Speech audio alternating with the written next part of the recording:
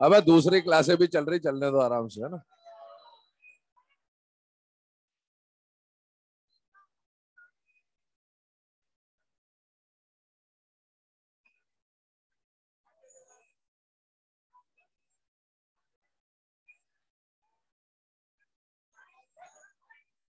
चलो चलो चलो, बस बस बस।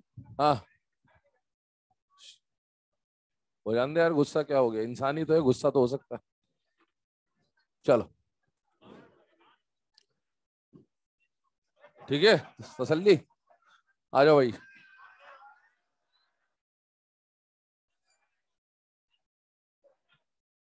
स्टूल आ रहा है, बैठ जाना आराम से, कोई दिक्कत नहीं है ना बेटा।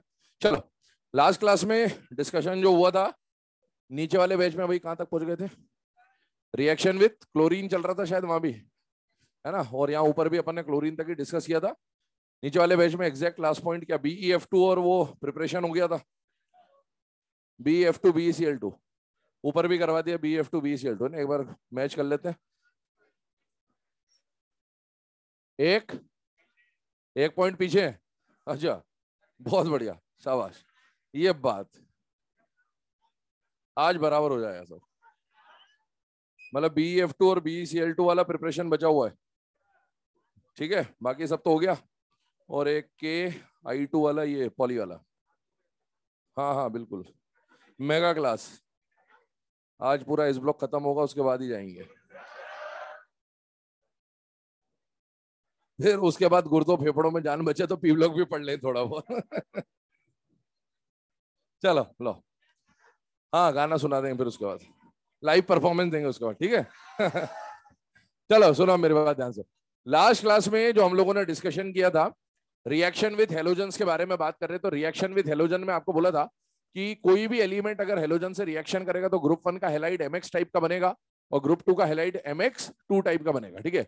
इसके बाद हम लोगों ने जो लास्ट पॉइंट दोनों क्लासेस में कॉमनली डिस्कस हो गया था, वो ये था कि मैग्नीशियम क्लोराइड डॉट 8H2O, फिर उसके बाद calcium chloride dot 6H2O, strontium chloride dot 6H2O और बेरियम क्लोराइड डॉट 2H2O। और आपको बोला था जैसे जैसे डाउन द ग्रुप जा रहे हैं तो बेटा नंबर ऑफ वाटर मॉलिक्यूल आपको क्या दिख रहे हैं, कम होते हुए दिख रहे हैं। क्यों कम होते हुए दिख रहे हैं? क्योंकि नीचे जाने पर फाई डिक्रीज हो रहा है। फाई ज्यादा, वाटर मॉलिक्यूल का अट्रैक्शन ज्यादा होगा, और फाई कम है तो वाटर मॉलिक्यूल का अट्रैक्शन भी क्या हो जाएगा, कम हो जाएगा। ये हमने डिस्कस कर लिया था। अब जिस बैच में थोड़ा पीछे चल रहा, मतलब ऊपर ही चल रहा था पीछे, ना। हाँ, तो वहां पर दो तीन बातें लिख लीजिएगा। एक तो प्रिपरेशन है किसका बेटा, BeF2 का, और एक प्रिपरेशन है बेटा BeCl2 का। इन दो प्रिपरेशन के ऊपर डिस्कशन कर रहे हैं, याद करिएगा। लास्ट क्लास में आपको बोला था कि बेरिलियम क्या डायरेक्टली हाइड्रोजन के सामने बर्न होकर BeH2 का फॉर्मेशन करता है क्या? नहीं। तो बेरिलियम का हाइड्राइड बनाने का तरीका हम लोगों ने देखा था कि पहले तो आप BeCl2 लेंगे और इसके ऊपर क्योंकि हाइड्रोजन का अटैक कराना है, मतलब रिड्यूस कराना है, तो रिड्यूसिंग एजेंट एक स्ट्रॉन्ग लेना पड़ा था। और वो स्ट्रॉन्ग रिड्यूसिंग एजेंट कौन था? LiAlH4। इसी तरीके से जैसे बेरिलियम डायरेक्टली हाइड्राइड का फॉर्मेशन नहीं करता है, इसी तरीके से बेरिलियम डायरेक्टली फ्लोराइड और क्लोराइड का फॉर्मेशन भी नहीं करता है। और इसके लिए रीजन आपको बोला भी था कि एक तो इसका रिएक्टिविटी बहुत कम है। आप याद करें, अगर लास्ट क्लास में तो ये बताया था आपको कि बेरिलियम ना तो, बेरिलियम और मैग्नीशियम भी बात करी थी हमने स्टार्टिंग में, तो बेरिलियम ना तो ऑक्सीजन से रिएक्शन करता है ना वाटर से रिएक्शन करता है, क्योंकि पैसिव लेयर बना लेता है, और इसीलिए जब बेरिलियम को पाउडर्ड फॉर्म में लोगे तब तो वो रिएक्शन करेगा। उसी तरीके से बेरिलियम ना तो हाइड्रोजन से डायरेक्टली रिएक्ट कर रहा है, और उसी तरीके से बेरिलियम ना तो फ्लोरीन से ना क्लोरीन से डायरेक्टली रिएक्शन कर रहा है, तो ये रिएक्शन नहीं होती। अब ये रिएक्शन अगर नहीं हो रही है तो फिर BeF2 का प्रिपरेशन कैसे होता है? तो ध्यान से देखिए, अमोनियम का बेरिलियम फ्लोराइड वाला सॉल्ट जब लिया जाता है तो इसको हीट कर रहे हैं, और ये हीटिंग ऑफ अमोनियम सॉल्ट की तरह होता है। जब आप इसको हीट करोगे, सबसे पहले मिलेगा BeF2 और साथ में मिलेगा NH3 प्लस HF। इस NH3 प्लस HF को कई बार ऐसे कंबाइन करके NH4F लिख के दिया जा सकता है। अब आप देखो, ये ठीक वैसे ही है। याद करिए, अमोनियम सॉल्ट में दो केस पड़े थे, एक नॉन ऑक्सीडाइजिंग एजेंट और एक स्ट्रॉन्ग ऑक्सीडाइजिंग एजेंट, CSPX। किसकी तरह काम करते थे? Non oxidising agent. और जब नॉन ऑक्सीडाइजिंग एजेंट होता था तो आपको कौन सा प्रोडक्ट मिलता था? अम्मा, याद करें। और साथ में जो H प्लस निकलता था वो एनायन पे, CSPX पे अटैक करके क्या बनाता था? एसिड। ये वैसे ही कुछ हो रहा है, यहां पर भी नाइट्रोजन -3 पे, यहां पर भी नाइट्रोजन -3 पे, मतलब BeF4 वाला जो सॉल्ट एनायन है वो भी अमोनिया के साथ, अमोनियम के साथ किसकी तरह काम करेगा? वीक ऑक्सीडाइजिंग एजेंट की तरह। तो ये एक रिएक्शन है, प्रिपरेशन लिख लेंगे इसको, अभी मैं लिखवा देता हूं स्टेटमेंट में। और दूसरा, बेरिलियम का क्लोराइड बनाना है बेटा, ध्यान सुनना है ना, ये जो पॉइंट है, बेरिलियम का क्लोराइड बनाना है तो पहले बेरिलियम का ऑक्साइड लिया। बेरिलियम का ऑक्साइड कहां से आया, ध्यान सुनो। हम लोगों ने हाइड्रेटेड क्लोराइड्स का हीटिंग पढ़ा था, और हाइड्रेटेड क्लोराइड्स की हीटिंग में दो टाइप के केसेस आए थे, covalent hydrated chloride AlCl3 MgCl2 और FeCl3, और नीचे आए थे आयनिक। आयनिक वाले तो डायरेक्ट डिहाइड्रेट हो गए थे, कोवेलेंट वालों का क्या हुआ था, हाइड्रोलाइसिस, और उस हाइड्रोलाइसिस से क्या मिले थे, उनके ऑक्साइड्स मिले थे। तो सपोज Al2O3 मिल रहा है, सपोज MgO मिल रहा है, सपोज Fe2O3 मिल रहा है, और उनको वापस से क्या बनाना है बेटा, क्लोराइड बनाना है, वापस से क्लोराइड बनना। रिएक्शन समझना, AlCl3.6H2, ये क्वेश्चन पूछता है ना कॉमनली, जब आप इसको हीट करोगे, ध्यान से देखना, तो क्या ये हाइड्रेटेड एल्यूमिनियम क्लोराइड है या नहीं बेटा, है, और ये आयनिक है या कोवेलेंट है, कोवेलेंट। कोवेलेंट वाले को जब हीट करोगे तो हाइड्रोलाइसिस होता था, और मैंने बोला था हाइड्रोलाइसिस में पहला प्रोडक्ट क्या बनेगा, AlO एस्टराइज बनता था, और साथ में क्या मिलता था बेटा, HCl। लेकिन ये AlO एस्टराइज हीटिंग की वजह से खुद टूट जाएगा, और टूट जाएगा तो किसमें टूटेगा, Al2O3 और वाटर में, Al2O3 और वाटर में। अब आप सुनिए, यहां पर क्लोराइड था, यहां पर ऑक्साइड बन गया, और मुझे इसको डिहाइड्रेट करके प्रोडक्ट में बाय चांस AlCl3 ही लाना है। क्या लाना है बेटा, AlCl3। तो अब हम क्या करेंगे, ये जो ऑक्साइड है ना,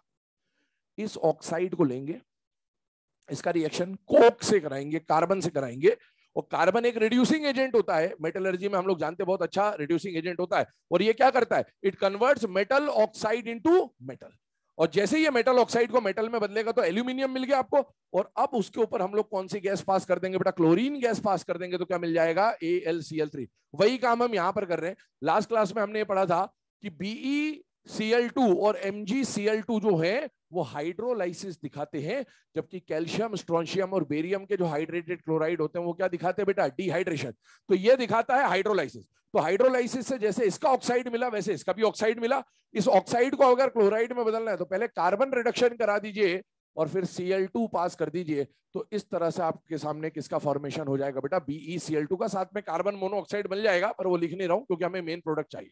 तो याद रखिएगा, वो जितने भी हाइड्रोलाइसिस वाली रिएक्शन आपने लिखी थी, वहां पर एक बार जाइए कॉपी में, ये वाले केसेस पे वहीं पर लिख लेना, ताकि याद भी रहे कि इस तरह की रिएक्शन यहां पर होती है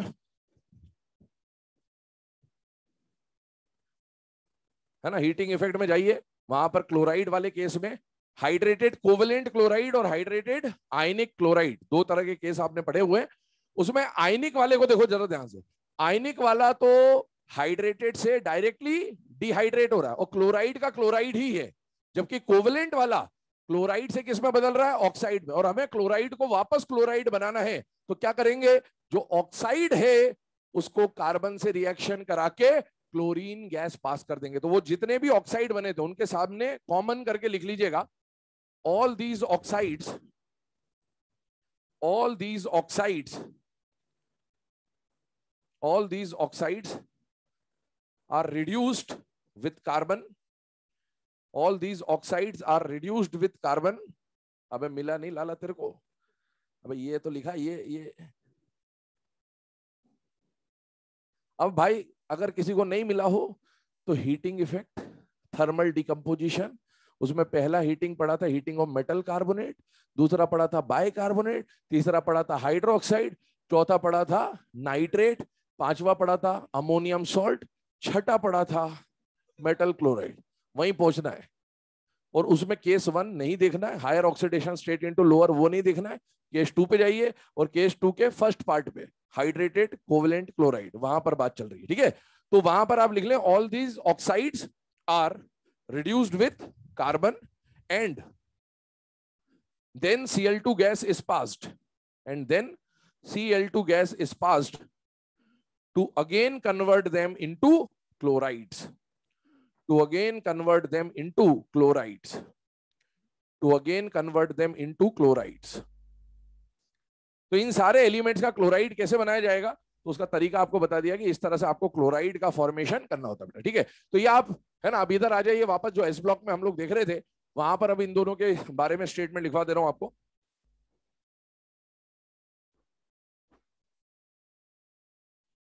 ग्रुप 2 के साइड में लिख लीजिएगा, beryllium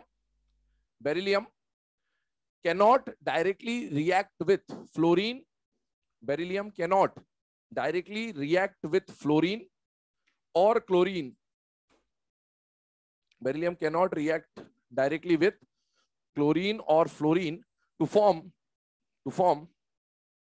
BeF2 and BeCl2, to form BeF2 and BeCl2, to form BeF2 and BeCl2. Therefore the other methods used are, दोनों रिएक्शन आपके सामने लिखी है ऑलरेडी. तो BeF2 का प्रिपरेशन बेटा अमोनियम सॉल्ट के थ्रू होगा, और BeCl2 का प्रिपरेशन अभी जो वहां पर हाइड्रोलाइसिस में आपको स्टेटमेंट लिखा है कि पहले ऑक्साइड को कार्बन से रिएक्शन कराएंगे और फिर क्लोरीन पास करेंगे, ये वाली मेथड यूज होती है. और ये जो मेथड है BeCl2 बनाने वाली, यही मेथड MgCl2 बनाने में भी काम में आएगा, यही AlCl3 बनाने में भी काम में आएगा, और यही FeCl3 बनाने में भी काम आ जाएगा आपको. चलिए, ये तो बात हुई बेटा हैलाइड्स के बारे में. एक और पॉइंट जो बचा हुआ है वो ये है कि जिस तरह से हमने पढ़ा था पोटेशियम, रुबिडियम और सीजियम काफी बड़े साइज के होते हैं, तो जब हमने ऑक्साइड्स की बात करी थी तो बहुत सारों ने नॉर्मल ऑक्साइड बनाया था, कुछ ने पर ऑक्साइड बनाया था, और इन सब ने क्या बनाया था बेटा, सुपर ऑक्साइड. ऐसे ही जब हेलोजन से रिएक्शन कराते हो तो बताइए इन सबका साइज छोटा है या बड़ा है बेटा, बड़ा. तो क्या करेगा कि जो पोटेशियम का रिएक्शन आपने सपोज आयोडीन से कराया, तो पहले तो MX टाइप का हैलाइड बनाया इसने, किया ही potassium iodide.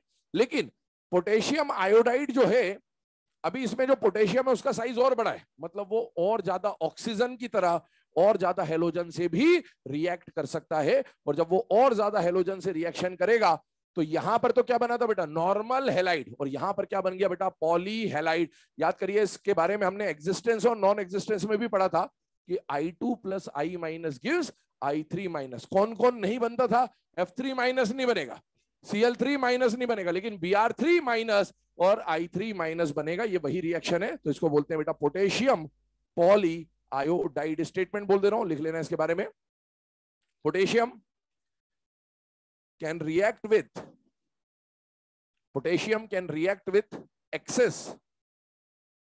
excess iodine.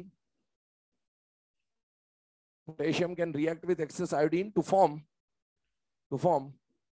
Ki3, potassium poly iodide, है ना. अब ये काम सिर्फ पोटेशियम ही नहीं, ये काम कौन कौन कर सकता है, पोटेशियम भी कर सकता है, रुबिडियम भी कर सकता है, और सीजियम भी कर सकता है. तो तीनों के लिए बात कॉमन है. मैंने पोटेशियम लिखा दिया क्योंकि मेनली जो एग्जाम में रिएक्शन पूछी जाती है वो ये पूछी जाती है पोटेशियम आयोडाइड की. इसको कई बार क्वेश्चन में ऐसे भी पूछ लेगा, ध्यान सुनना. When potassium iodide is dissolved in iodine, तो डिसॉल्व करने पर क्या प्रोडक्ट बनेगा, तो आपको समझ में आना नहीं. पोटेशियम आयोडाइड को आयोडीन में डिसॉल्व कर रहे हो, मतलब यही रिएक्शन है. और इसमें मेनली फिर पूछता क्या है कि जो प्रोडक्ट मिल रहा है उस प्रोडक्ट के एनायन का हाइब्रिडाइजेशन क्या होगा, एनायन का शेप क्या होगा, एनायन की ज्योमेट्री क्या होगी, ये सब चीजें पूछता है. तो हम I3- ऑलरेडी हाइब्रिडाइजेशन के टाइम पर डिस्कस कर चुके हैं. चलिए, ये हो गई बात बेटा हेलोजन की. कौन सी प्रॉपर्टी थी हेलोजन, 8th 9th कौन सी थी, 6th थी. चलिए, अभी देखिए अगली प्रॉपर्टी जो आ रही है, that is alloy formation. Next property alloy formation. ठीक है, अब इसमें ग्रुप 1 और ग्रुप 2 दोनों में कॉमन पार्टी आने वाला है. स्टेटमेंट बोल रहा हूं पहले. अलॉय, अलॉय का मतलब क्या होता है बेटा, जूनियर क्लासेस से पढ़ते आते हैं. पहली बात, अलॉय क्या होता है, कंपाउंड होता है या मिक्सचर होता है, मिक्सचर. और होमोजेनस या heterogeneous, homogeneous mixture of 2 or more metals is known as alloy. Definition लिख लीजिएगा. the homogeneous mixture of 2 or more metals, the homogeneous mixture of 2 or more metals is known as alloy, चलिए, इसके बाद अगर बात करें alloy में next point क्या आ रहा है, तो ध्यान से सुनिएगा. अलॉय जो होते हैं, अलॉय का फॉर्मेशन कैसे होता है. मान लीजिए ये एक मेटल है A, और मान लीजिए एक मेटल है B. ये मेटल A का लैटिस है, सपोज A और A, ठीक है. और इसी तरह से मेटल B का लैटिस है. अब होता क्या है, ये एक मिक्सचर है. कंपाउंड और मिक्सचर में अंतर आपको समझ में आता होगा. भेल पूड़ी खाई सबने, नमकीन भेल वेल बनाते, मिक्सचर भी डाल दिया, नमकीन भी डाल दिया, है ना, प्याज डाल दिया, गाजर मूली खीरा जो मिला सब डाल दिया और मिक्स कर दिया, है ना. अब एक बात बताओ, जब उनको मिक्स करते हैं तो मिलाया था प्याज और टमाटर मिलके आलू थोड़ी बन जाते हैं.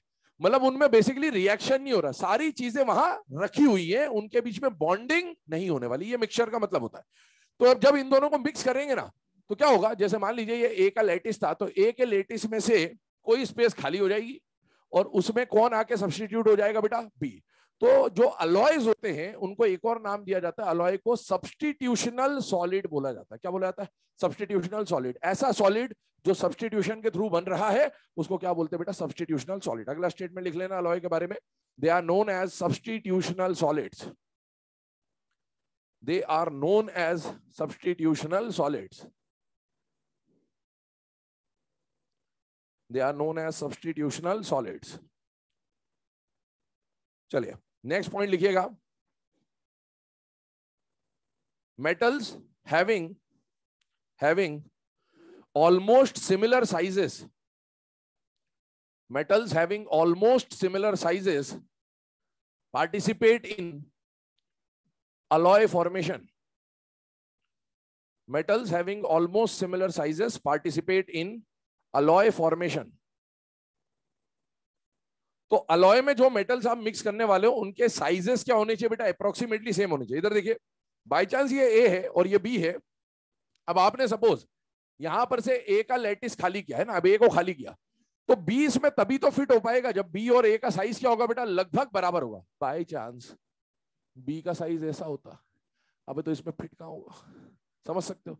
और मान लो बी ऐसा होता, ये तो आर पार ही चले जाएगा बेटा, ये तो मिलेगा ही नहीं, कहां गया। ठीक है, तो कहानी यही है कि भाई ए और बी के साइज क्या होने चाहिए, कंपेरेबल होने चाहिए, तभी जाके क्या करेगा, लेटिस का फॉर्मेशन करेगा। अब आप देखिए साइज डिफरेंस, कितना साइज चल जाएगा, तो एनसीईआरटी या स्टैंडर्ड बुक्स ये बोलती है कि अगर साइज का डिफरेंस 10% के आसपास है, 15%, 10 to 15% के आसपास है, तो वो अलॉय फॉर्म कर सकते हैं। लेकिन अगर इससे ज्यादा साइज डिफरेंस आ गया तो फिर अलॉय फॉर्मेशन नहीं होता। तो जहां तक अभी आपने लिखा उसके आगे लिख लेना, 10 to 15% size difference will work, 10 to 15% size difference will work. तो 10 से 15% का साइज डिफरेंस चल जाएगा, लेकिन इससे अगर ज्यादा डिफरेंस हुआ तो फिर अलॉय फॉर्मेशन में वो पार्टिसिपेट नहीं कर पाएंगे। अब देखिए अलॉय तो हमने पढ़ लिया, और अलॉय में एक ही एग्जांपल अभी हम लोग पढ़ने वाले हैं, और वो एग्जांपल कौन है बेटा, अमलगम। ठीक है, एक ही पढ़ रहे हैं अमलगम, क्यों, क्योंकि अभी हम लोगों को अभी प्रोसेस पढ़नी है NaOH के प्रिपरेशन की, और उसमें अमलगम, सोडियम अमलगम बनता है कैथोड पे, तो इसीलिए अमलगम का थोड़ा सा आइडिया होना चाहिए, इसलिए हम इस पॉइंट को डिस्कस करें। केवल अमलगम की बात करें बेटे, तो अमलगम क्या होता है, मर्क्यूरी के जो अलॉयज होते हैं उनको क्या बोलते हैं बेटा, अमलगम। तो पहली बात, मर्क्यूरी का अलॉय है, मतलब मर्क्यूरी के साथ कोई ना कोई और मेटल भी यहां पर प्रेजेंट होगा, और वो जो कोई और मेटल है वो कोई भी हो सकता है। उनमें से जनरली जो आपको यूज आता है वो कौन होता है बेटा, ये इस कंपाउंड को क्या बोलते हैं, इस मिक्सचर को क्या बोलते हैं, सोडियम अमलगम, सोडियम अमलगम। अब आपको एक बात समझ में आ रही है कि अगर मर्क्यूरी है तो नाम हो जाएगा अमलगम, और अगर जो मेटल मर्क्यूरी के साथ है उसी का नाम आ जाएगा। जैसे इसको बोला हमने मर्क्यूरी, सॉरी सोडियम अमलगम, इसको क्या बोलेंगे, जिंक अमलगम। क्या बोल देंगे, जिंक अमलगम। एग्जांपल लिखिए, और ये जो सोडियम अमलगम है, अगर रेडॉक्स रिएक्शन चैप्टर पढ़ा हो तो जीवन काल में एक ना एक बार इसका क्वेश्चन देख लिया होगा, ऑक्सीडेशन स्टेट पूछता है इस पे, है ना, 0 क्योंकि इन्होंने कंपाउंड नहीं बना रखा है, ये नेटिव फॉर्म में हो, नेटिव फॉर्म में एलिमेंट का स्टेट कितना होता है, 0। अगर कंपाउंड होता तो फिर किसी पे +1 किसी पे -1 आता है EN के बेसिस पे, लेकिन ये मिक्सचर इसीलिए कहा जाता है क्योंकि ये कंपाउंड नहीं है, ये नेटिव फॉर्म में रखे हुए हैं बेटे। चलिए आगे बात करते हैं। अमलगम में अगला क्वेश्चन जो पूछता है वो ये पूछता है कि जैसे सोडियम और जिंक ने अमलगम बना लिया, कौन से ऐसे एलिमेंट हैं जो अमलगम का फॉर्मेशन नहीं करते हैं।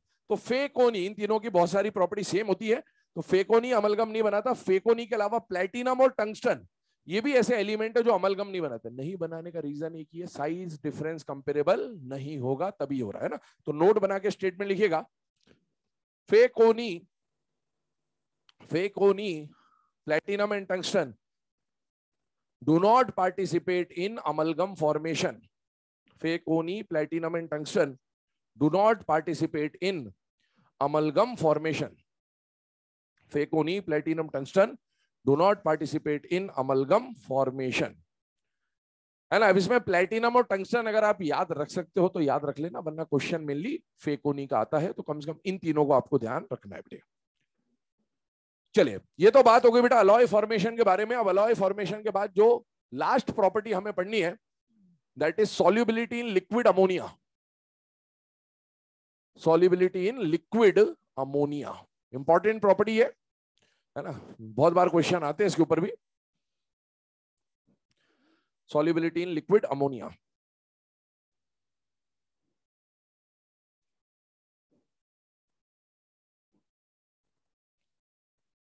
चलिए सॉल्युबिलिटी इन लिक्विड अमोनिया की बात करें बेटा, ध्यान समझना पहले प्रोसेस क्या है। जैसे हम लोगों ने टॉपिक पढ़ा था सॉल्युबिलिटी, तो उस टाइम पर मैंने बताया था कि मेटल और इस तरह का कोई एक सॉल्यूट है आपके पास, इस सॉल्यूट को आपने किसी सॉल्वेंट में डाला, तो बेटा इस सॉल्यूट में आयंस हैं और सॉल्वेंट क्या है बेटा, वाटर। तो इस तरह से हमने एक डायग्राम बनाया था, ion dipole attraction, hydration energy, lattice energy के टाइम पर, तो आपको याद आ रहा होगा, तो ऐसे एक डायग्राम बनाया था। यहां पर भी वैसे ही प्रोसेस है। वहां पर मैंने दो एनर्जी आपको बताई थी, एक थी हाइड्रेशन एनर्जी और एक थी सॉल्वेशन एनर्जी। यहां पर हम सॉल्वेशन एनर्जी की बात करें क्योंकि हमारा सॉल्वेंट कौन है बेटा, अमोनिया। अब सुने, क्या अमोनिया खुद पोलर है या नॉन पोलर है बेटा, पोलर। तो अमोनिया पोलर है, मतलब अमोनिया किसकी तरह काम कर रहा है बेटा, डाइपोल की तरह। और आप उसमें क्या डाल रहे हो, मेटल। क्या डाल रहे हो, मेटल। जब आप मेटल्स को अमोनिया में डालते हो, एस ब्लॉक की बात चल रही है, मेटल्स को अमोनिया में डालते हो, तो जनरली जो सॉल्यूशन बनता है उसका ब्लू कलर दिखता है। कौन सा कलर दिखता है, ब्लू। क्यों होता है, क्या नहीं होता, वो बाद में बात करेंगे। मेटल की टेंडेंसी बताइए, मेटल की टेंडेंसी इलेक्ट्रॉन गेन करने की होती है या लूज करने की होती है, लूज करने की। तो अगर हम लोग ग्रुप 1 मान लेते फिलहाल में, तो ग्रुप 1 का मेटल एक इलेक्ट्रॉन लूज करके क्या बनाएगा बेटा, M+। और आप सुनिए, मेटल को अगर इलेक्ट्रॉन लूज करना है तो इसके लिए उसको क्या चाहिए, एनर्जी। वो एनर्जी कहां से मिलेगी, सॉल्वेशन एनर्जी के फॉर्म में। किस फॉर्म में मिलेगी, सॉल्वेशन। अगर सॉल्वेशन एनर्जी सफिशिएंट है तो मेटल इलेक्ट्रॉन लूज कर देगा, और अगर सॉल्वेशन एनर्जी कम पड़ गई तो मेटल इलेक्ट्रॉन लूज नहीं करेगा। या फिर मैं ऐसा बोल दूं कि जिस मेटल की IE ज्यादा, वो इलेक्ट्रॉन आसानी से लूज नहीं कर। वही दो जो चूल्हे पे बैठ के इलेक्ट्रॉन नहीं देते, कौन, बेरिलियम मैग्नीशियम। उन्होंने धूप में बैठ के इलेक्ट्रॉन नहीं दिया, पानी इसमें अमोनिया में डाल के कहां से इलेक्ट्रॉन देंगे, कोई फर्क ही नहीं पड़ रहा उनको। तो बेरिलियम और मैग्नीशियम दो ऐसे एलिमेंट हैं जो लिक्विड अमोनिया के अंदर डिसॉल्व होकर ब्लू कलर का सॉल्यूशन फॉर्म नहीं करेंगे। बाकी सारे जो है उनका आई कंपैरेटिवली कम है, तो वो क्या करेंगे बेटा, सॉल्युबिलिटी इन लिक्विड अमोनिया दिखा देंगे। तो पहला स्टेटमेंट, आप चाहे तो ग्रुप 1 ग्रुप 2 का दो पार्टीशन कर ले और बोलते जा रहा हूं, लिखते जाइएगा। ग्रुप 2 के साइड में लिखिएगा पहले, beryllium and magnesium, beryllium and magnesium do not show solubility in liquid ammonia, do not show solubility in liquid ammonia. Beryllium and magnesium do not show solubility in liquid ammonia, है ना। Reason लिख लेना, due to high IE। तो ये beryllium magnesium का pair है ना, बताया था दो पेयर है, उनमें से ये एक पेयर है, हमेशा काम कर रहा है, एक जैसे ही लगभग काम चल रहा है हर जगह पर। अब आप देखिए, बाकी जो मेटल्स है उनके साथ क्या होने वाला है, अब उसको देखिए। जैसे ही आपने मेटल को डाला बेटा अमोनिया में, तो अमोनिया में डाला, और मान लो इसके बीच में जो dipole dipole ion dipole ion induce dipole जो भी इंटरेक्शन हुआ, वीक इंटरेक्शन हुआ, उस इंटरेक्शन से जो एनर्जी निकली, वो एनर्जी मान लो इसके इलेक्ट्रॉन को निकालने के लिए सफिशिएंट थी। तो बेटा मेटल किस में चेंज हो गया, M+ और इलेक्ट्रॉन निकल गया E-। ठीक है, अब एक बात समझिए, क्या ये सॉल्वेंट वाटर की तरह उस केटायन और एनायन या चार्ज बॉडीज को घेरने चले जाएंगे कि नहीं चले जाएंगे, बेटा चले जाएंगे। इसके आसपास जैसे अमोनिया है, हमने मान लिया कि जितने अमोनिया मॉलिक्यूल्स हैं उसको हम इस तरह से रिप्रेजेंट कर रहे हैं, X+Y अमोनिया। X+Y लिख दो, A+B लिख दो, C+D लिख दो, आपकी जो मर्जी है वो लिख दो, कोई दिक्कत नहीं है, XY से कोई मतलब नहीं है, ठीक है। सपोज 100 मॉलिक्यूल थे, उसको दो पार्ट में बांट दिया, X और Y, ये बराबर हो सकते हैं, ये कम ज्यादा हो सकते हैं, कुछ भी हो सकता है। अब उनमें से कुछ हिस्सा इसको घेरेगा और कुछ हिस्सा इसको घेरेगा। मान लिया कि इसको घेरने कितने अमोनिया गए, X, आप Y भी मान सकते हो, चलेगा, कोई दिक्कत नहीं है। अब इसमें से मान लो X अमोनिया ने इसको घेरा, तो बेटा इसका जो, जैसे हम वहां पर क्या बोलते थे, हाइड्रेटेड रेडियस, इसको हाइड्रेटेड बोलेंगे या अमोनिएटेड बोलेंगे, अमोनिया। और ये अमोनिएटेड क्या है बेटा, मेटल का आयन, तो इसको बोला जाता है अमोनिएटेड मेटल आयन या मेटल कैटायन भी बोल सकते हो। और इसी तरह से कुछ अमोनिया इसको जाके घेर लेंगे, और मान लीजिए X उधर गए तो Y इधर मान लिया, तो इसको क्या बोला जाएगा बेटा, अमोनिएटेड इलेक्ट्रॉन। अब आप देखिए, दो केसेस आ गए आपके सामने कि जब आपने मेटल को अमोनिया के लिक्विड सॉल्यूशन में डाला और बाय चांस वो एनर्जी सफिशिएंट थी, तो आपको दो पार्ट मिल गए, एक तो अमोनिएटेड मेटल आयन और एक अमोनिएटेड इलेक्ट्रॉन। पहले ग्रुप 1 के साइड में बोल रहा हूं, स्टेटमेंट लिखिएगा। alkali metals when dissolved in liquid ammonia, alkali metals when dissolved in liquid ammonia form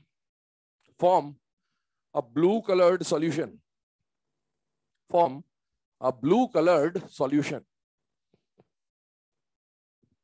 reaction आपके सामने लिखी हुई है, रिएक्शन नोट करें।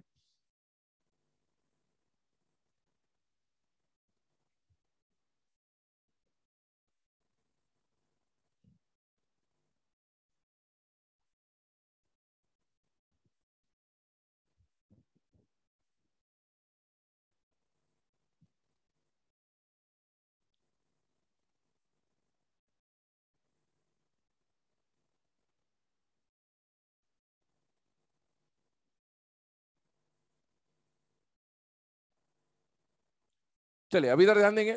ये जो सॉल्यूशन अभी आपके सामने बनाया गया है बेटा, अब इसमें दो तरह की बातें लिखी है एनसीईआरटी ने। पहली बात, ये सॉल्यूशन जो होता है ये दो तरह का सॉल्यूशन बन सकता है। आप भी जानते हैं दो तरह के सॉल्यूशन आप लोग पढ़ते हैं किसी भी चीज के, या तो डाइल्यूट हो सकता है या कैसा हो सकता है बेटा, कंसंट्रेटेड। पहले ये जो ब्लू कलर की हम लोगों ने बात करी है, ये डाइल्यूट सोल्यूशन होता है। कौन सा सोल्यूशन होता है बेटा? डाइल्यूट। इधर देखें, जो डाइल्यूट सोल्यूशन है इसमें कुछ कुछ बातें करनी है आपको। पहली बात तो इसका कलर जो होता है ब्लू कलर का सॉल्यूशन होता है। कौन सा कलर का सॉल्यूशन होता है बेटा? ब्लू। सुनते आना।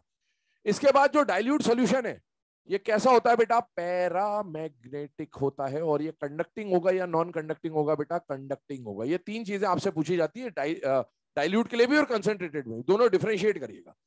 डाइल्यूट सॉल्यूशन कौन से कलर का होगा बेटा? ब्लू।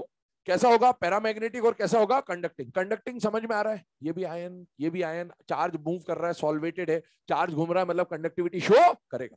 अब आपसे रीजन पूछता है कि अगर ये सॉल्यूशन कंडक्टिंग है तो किस किस की वजह से कंडक्टिंग है? इसकी वजह से या इसकी वजह से या दोनों की वजह से? तो कंडक्टिंग किसकी वजह से? अमोनिएटेड मेटल आयन और अमोनिएटेड इलेक्ट्रॉन। ये मैं इस तरह से शॉर्ट में लिख दे रहा हूं, आप पूरा लिख लेना। तो कंडक्टिंग जो नेचर है वो दोनों की वजह से आएगा, लेकिन जो पैरामैग्नेटिक और ब्लू नेचर आता है वो केवल और केवल अमोनिएटेड इलेक्ट्रॉन की वजह से आता है। किसकी वजह से आता है? Ammoniated electron. ध्यान सुनना, क्यों हुआ ऐसा, कारण समझिए। जो ये अमोनिएटेड इलेक्ट्रॉन था, फ्लेम टेस्ट याद करो, फ्लेम टेस्ट में मैंने बोला था कि जब एनर्जी मिलेगी चूल्हे से तो वो इलेक्ट्रॉन एक्साइट होगा, फिर नीचे आएगा, फिर कलर दिखेगा। वैसे तो उसमें खेल किसका था? इलेक्ट्रॉन का ही तो था। तो वैसे ये इलेक्ट्रॉन को भी जब एनर्जी मिलती है तो इसको वैसे ही माने कि ये थोड़ा सा एक्साइट हो रहा है, फिर डी एक्साइट हो रहा है, और फिर क्या कर रहा है बेटा? इलेक्ट्रॉन लूज कर, मतलब एनर्जी एमिट कर रहा है कुछ ना कुछ, और उसके करस्पॉन्डिंगली आपको क्या दिखता है बेटा? कलर। तो कलर किसकी वजह से आया? Ammoniated electron. पैरामैग्नेटिक की बात करें तो पैरामैग्नेटिक नेचर क्यों आता है? Due to unpaired electron. और अकेला इलेक्ट्रॉन है, अनपेयर्ड इलेक्ट्रॉन है, और अनपेयर्ड इलेक्ट्रॉन का मतलब क्या हो गया? नेचर कैसा हो जाएगा? पैरामैग्नेटिक। आइए कंसंट्रेटेड की बात करते हैं। कंसंट्रेटेड में जब कलर की बात होती है तो इसमें ब्रॉन्ज कलर देखा जाता है। कौन सा कलर देखा जाता है बेटा? Bronze colour. ब्रॉन्ज कलर समझ में आता है सबको? कॉपर टाइप का, तांबे टाइप का कलर आएगा, ठीक है। ये ब्रॉन्ज कलर क्यों आता है? Due to metal cluster formation. अब ये मेटल क्लस्टर वगैरह क्या है और कैसे बनेगा उस पर बात करते हैं थोड़ी देर से। इसके अलावा ये पैरामैग्नेटिक नहीं होगा, ये उल्टा हो जाएगा। क्या हो जाएगा? डायामैग्नेटिक। और वो सॉल्यूशन कैसा था? कंडक्टिंग। ये भी कंडक्टिंग ही रहेगा। अब सुने, तीनों को समझिएगा ध्यान से। पहली बात, उस सॉल्यूशन का कलर कैसा था बेटा? ब्लू। इसका कलर क्या हो गया? ब्रॉन्ज। कारण क्या आया? फर्क क्या आया? देखिए, ये था डाइल्यूट और ये है कंसंट्रेटेड। कंसंट्रेटेड को भी कंसंट्रेटेड कब मानते हैं? जब मोलैरिटी ग्रेटर देन 3 हो जाती है। इसको हम लोग इस केस में क्या मानते हैं बेटा? Concentrated solution. ये तभी देखा जाता है जब मोलैरिटी मोर देन 3 आए। अब क्या होता है, आपने एक सपोज ये लिक्विड अमोनिया लिया और इसमें मेटल डाला। मेटल डाला तो पहले मेटल अमोनिएटेड आयन और अमोनिएटेड इलेक्ट्रॉन अलग अलग हुए। अब आप मेटल का कंसंट्रेशन बढ़ाते जा रहे हो। जब मेटल का कंसंट्रेशन बढ़ता जाएगा बढ़ता जाएगा बढ़ता जाएगा, तो ये जितने भी अमोनिएटेड मेटल आयन थे ना, ये इस तरह से सपोज अमोनिया ने घेर रखा, अमोनिया ने घेर रखा, ये सारे इकट्ठे होते जाएंगे क्योंकि बहुत सारा डेंस होता जा रहा है। और इकट्ठे होते जाएंगे तो मेटल की डेंसिटी कम होती है, ज्यादा होती है? ज्यादा। तो ये धीरे धीरे जाके बॉटम में क्या हो जाएंगे? सेटल हो जाएंगे, इकट्ठे हो जाएंगे। और सेटल होके जब इकट्ठे होते हैं तो वो कलर कौन सा दिखाता है बेटा? ब्रॉन्ज कलर दिखाता है। इसको क्या बोलते हैं बेटा? Metal cluster. आगे बढ़िए। डायामैग्नेटिक कैसे हो गया? मेटल चले गए नीचे, इलेक्ट्रॉन घूम रहा है, और इलेक्ट्रॉन कम है या बहुत ज्यादा हो गया बेटा? बहुत ज्यादा, क्योंकि आपने कंसंट्रेटेड कर दिया। इलेक्ट्रॉन घूमते घूमते आपस में टकराने लगेंगे, और टकराने से उनकी क्या हो जाएगी बेटा? पेयरिंग। और पेयरिंग होने की वजह से सॉल्यूशन कैसा हो जाएगा? डायामैग्नेटिक। और लास्ट पॉइंट ये आता है, कि कंडक्टिंग या नॉन कंडक्टिंग। तो बेटा इलेक्ट्रॉन अभी भी ये जो मेटल आया ये अमोनिएटेड ही तो है, चार्ज तो है इस पे भी, और इलेक्ट्रॉन पे भी चार्ज तो है। अबे 2 इलेक्ट्रॉन पेयर बना लेंगे तो भी चार्ज तो -2 हो जाएगा, चार्ज तो रहेगा, और चार्ज रहेगा इसीलिए सॉल्यूशन अभी भी कैसा रहने वाला है, कंडक्टिंग। नोट करें इस पॉइंट को।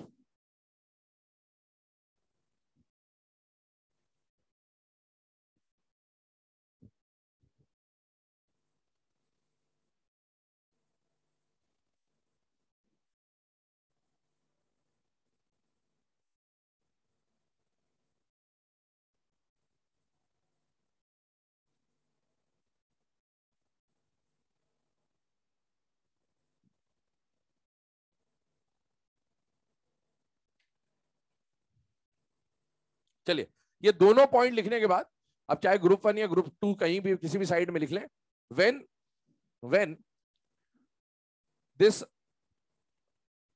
metal liquid ammonia solution, when this metal dash करके liquid ammonia solution, when this metal liquid ammonia solution is left undisturbed,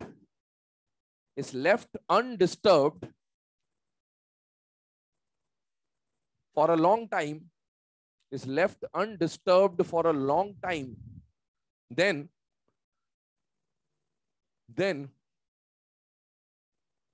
amide formation occurs. Then amide formation occurs. देखिए इधर ध्यान सुनिएगा, अभी हमने क्या करा, इधर ध्यान समझना बेटा इस प्रोसेस को। आपने मेटल लिया और अमोनिया में डाल दिया। मैं एक्स वाई से अलग अलग रिप्रेजेंट नहीं कर रहा हूं, अपन ने मान लिया अमोनिया भरा हुआ, उसमें क्या डाल दिया बेटा, मेटल डाल दिया, ठीक है। जैसे ही मेटल डाला तो ये रिएक्शन हुई होगी, ये रिएक्शन हुई होगी तो ये बना होगा। अब ये बना होगा तो ये थोड़ी देर तक अनडिस्टर्ब रहा, आपने इसको मतलब कुछ भी नहीं छेड़ा खाने की, एज इट इज छोड़ दिया। थोड़ी देर के बाद ये जो अमोनिया सॉल्यूशन बनता है ना, ये बहुत ही पावरफुल रिड्यूसिंग एजेंट होता है। क्या होता है बेटा, पावरफुल रिड्यूसिंग एजेंट। ये जो सॉल्यूशन बना इसमें से धीरे धीरे हाइड्रोजन निकलने लगेगा। कौन निकलने लगेगा, हाइड्रोजन, और वो हाइड्रोजन रिलीज होगा। तो अमोनिया में से जब हाइड्रोजन निकलेगा तो आप ये जानते हैं कि अगर NH3 में से हम लोग एक हाइड्रोजन H+ निकाल दे तो क्या बनेगा बेटा, NH2-, और अगर इसमें से भी एक H+ निकाल दे तो क्या बन जाएगा, NH-2। इस वाले आयन को आप लोग जानते हैं कौन सा आयन बोलते हैं बेटा, एमाइड, और इसको क्या बोलते हैं, इमाइड। तो बेटा ज्यादातर मेटल जो है जब अमोनिएटेड सॉल्यूशन बनाते हैं तो काफी देर तक अनडिस्टर्ब रखने की वजह से वो हाइड्रोजन लूज कर देते हैं, और हाइड्रोजन लूज करके किसका फॉर्मेशन कर लेते हैं बेटा, अमाइड का। अब सोडियम हमने ले लिया तो सोडियम का अमाइड बन जाएगा, जिसको आप जानते हैं शॉर्ट में क्या बोलते हैं बेटा, सोडामाइड। केवल और केवल लिथियम इमाइड का फॉर्मेशन करता है। ये लिथियम का एनोमलस बिहेवियर है, एनसीईआरटी में गिवन है। कभी भी डायरेक्ट क्वेश्चन आ जाए कि अमोनिया के साथ रिएक्शन करने पर कौन सा मेटल ऐसा है जो इमाइड बनाएगा, तो वो केवल काम कौन करता है बेटा, लिथियम। पहले तो ये ऊपर वाली रिएक्शन लिखे, नीचे वाली ये भी रिएक्शन लिख ले, है ना। Only lithium forms इमाइड।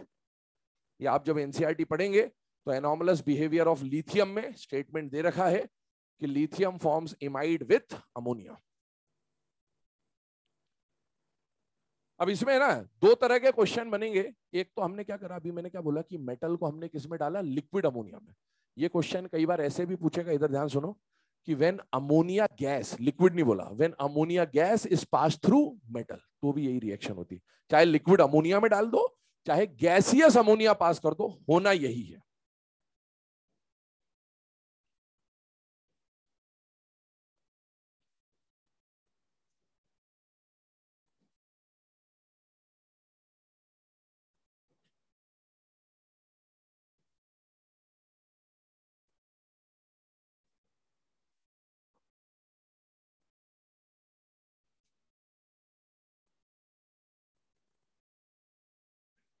चलिए लास्ट प्रॉपर्टी जो आ रही, chemical property, that is reaction with nitrogen. याद करिए हमने ड्राई एयर और मॉइस्ट एयर 2 तरह की बात करी थी प्रीवियस क्लास में। ड्राई एयर में मैंने बोला था 2 कंपोनेंट होंगे, एक तो ऑक्सीजन और एक नाइट्रोजन। ऑक्सीजन मतलब क्या हो गया बेटा, 3 तरह के ऑक्साइड बनाए थे, नॉर्मल ऑक्साइड, पर ऑक्साइड और सुपर ऑक्साइड। और मैंने बोला था ऑक्सीजन से पीरियोडिक टेबल का लगभग हर एलिमेंट रिएक्ट करता है, कुछ एलिमेंट को छोड़कर। कौन कौन से एलिमेंट थे, gold, platinum and some inert gases. याद रखना है इसको, बहुत बार रिपीट हो जाएगा ये पॉइंट। नाइट्रोजन से हर कोई रिएक्ट करता था या फिर हाई फाई वाले, हाई फाई। तो आप बताइए ग्रुप 1 में से कौन रिएक्ट करेगा, लिथियम, और ग्रुप 2 में ऑल। तो यही स्टेटमेंट है, लिखिएगा 9th property, last property, reaction with nitrogen में ग्रुप 1 के साइड में लिखिएगा only lithium reacts with nitrogen to form its nitride. Only lithium reacts with nitrogen to form its nitride. Group 2 के साइड में लिखिएगा all members of group 2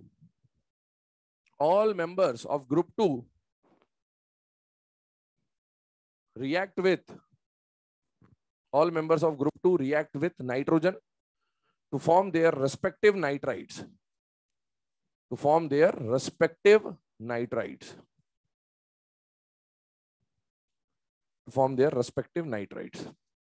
अब सुनिए, ये नाइट्राइड तो बना लिया, इस नाइट्राइड के ऊपर रिएक्शन के ऊपर बात करनी होती है थोड़ी सी, ध्यान से देखिएगा।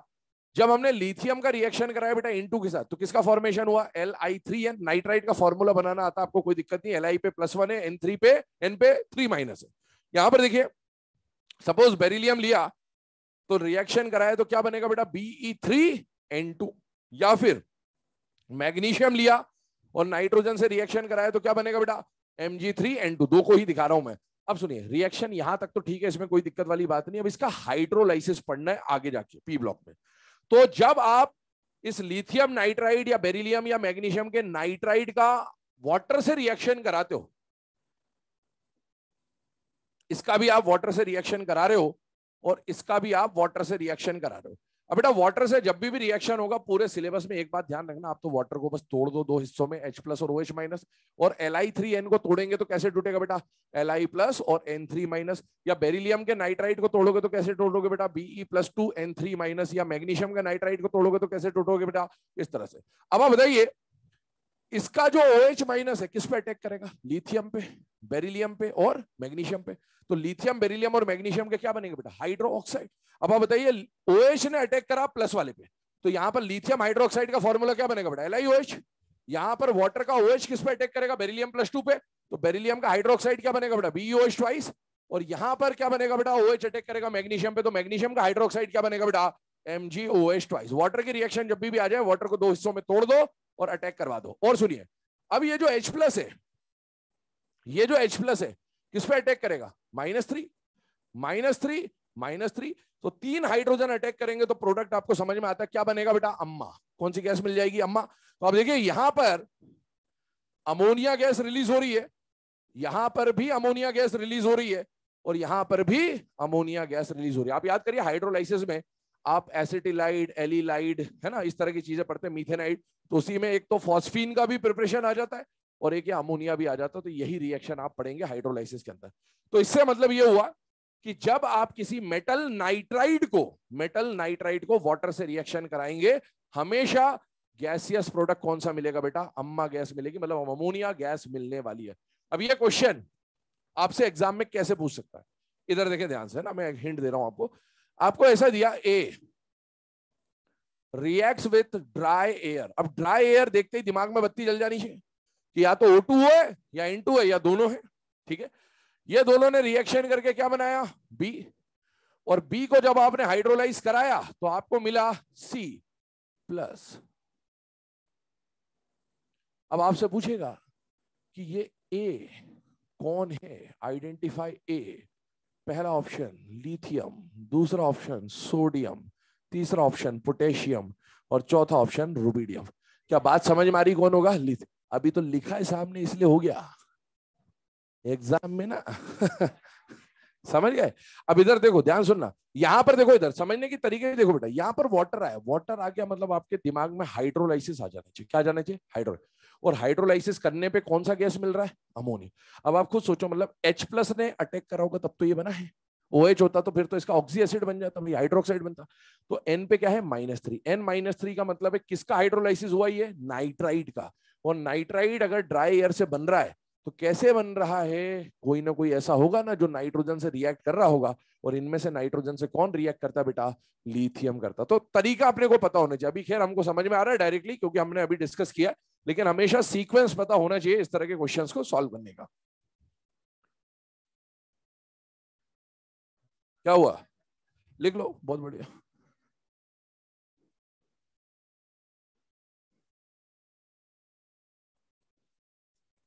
ये लिख लिया ना, कोई बात नहीं, मैं फिर से लिख दे रहा हूं।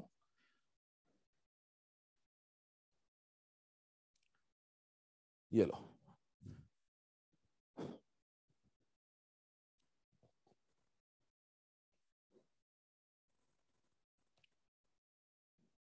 चले। यहां पर आके जो केमिकल प्रॉपर्टीज वाला पार्ट है ये कंप्लीट होता है एस ब्लॉक का। अब एस ब्लॉक के लास्ट पार्ट पे मूव कर रहे हो। लास्ट पार्ट क्या है बेटा? Some important compounds of S block. तो अगली हेडिंग डाल लेना, मेन टॉपिक डाल लेना, some important compounds of S block. Some important compounds of S block.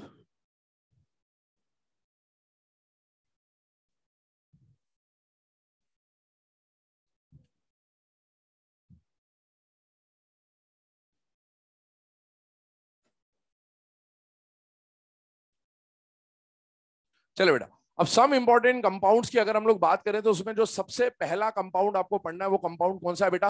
NaCl। ध्यान सुनना, अब मैं जो बातें बता रहा हूं आपको। हमें ग्रुप 1 और ग्रुप 2 में कुछ कंपाउंड्स के बारे में डिस्कशन करना है, और ये सारे वो कंपाउंड्स हैं जो आप 10th में पढ़ चुके हो, 11th में पढ़ चुके हो। जितनी बार मतलब आपने कंपटीशन की तैयारी करी है, अगर 11th 12th के हिसाब से करी है तो ये पढ़ा है आपने, ठीक है।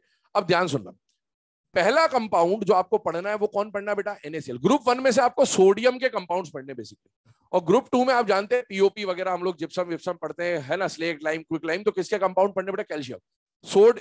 सोडियम के जो कंपाउंड्स आपको पढ़ने हैं वो कंपाउंड आपके सामने लिखे जा रहे हैं, ध्यान से देखिएगा।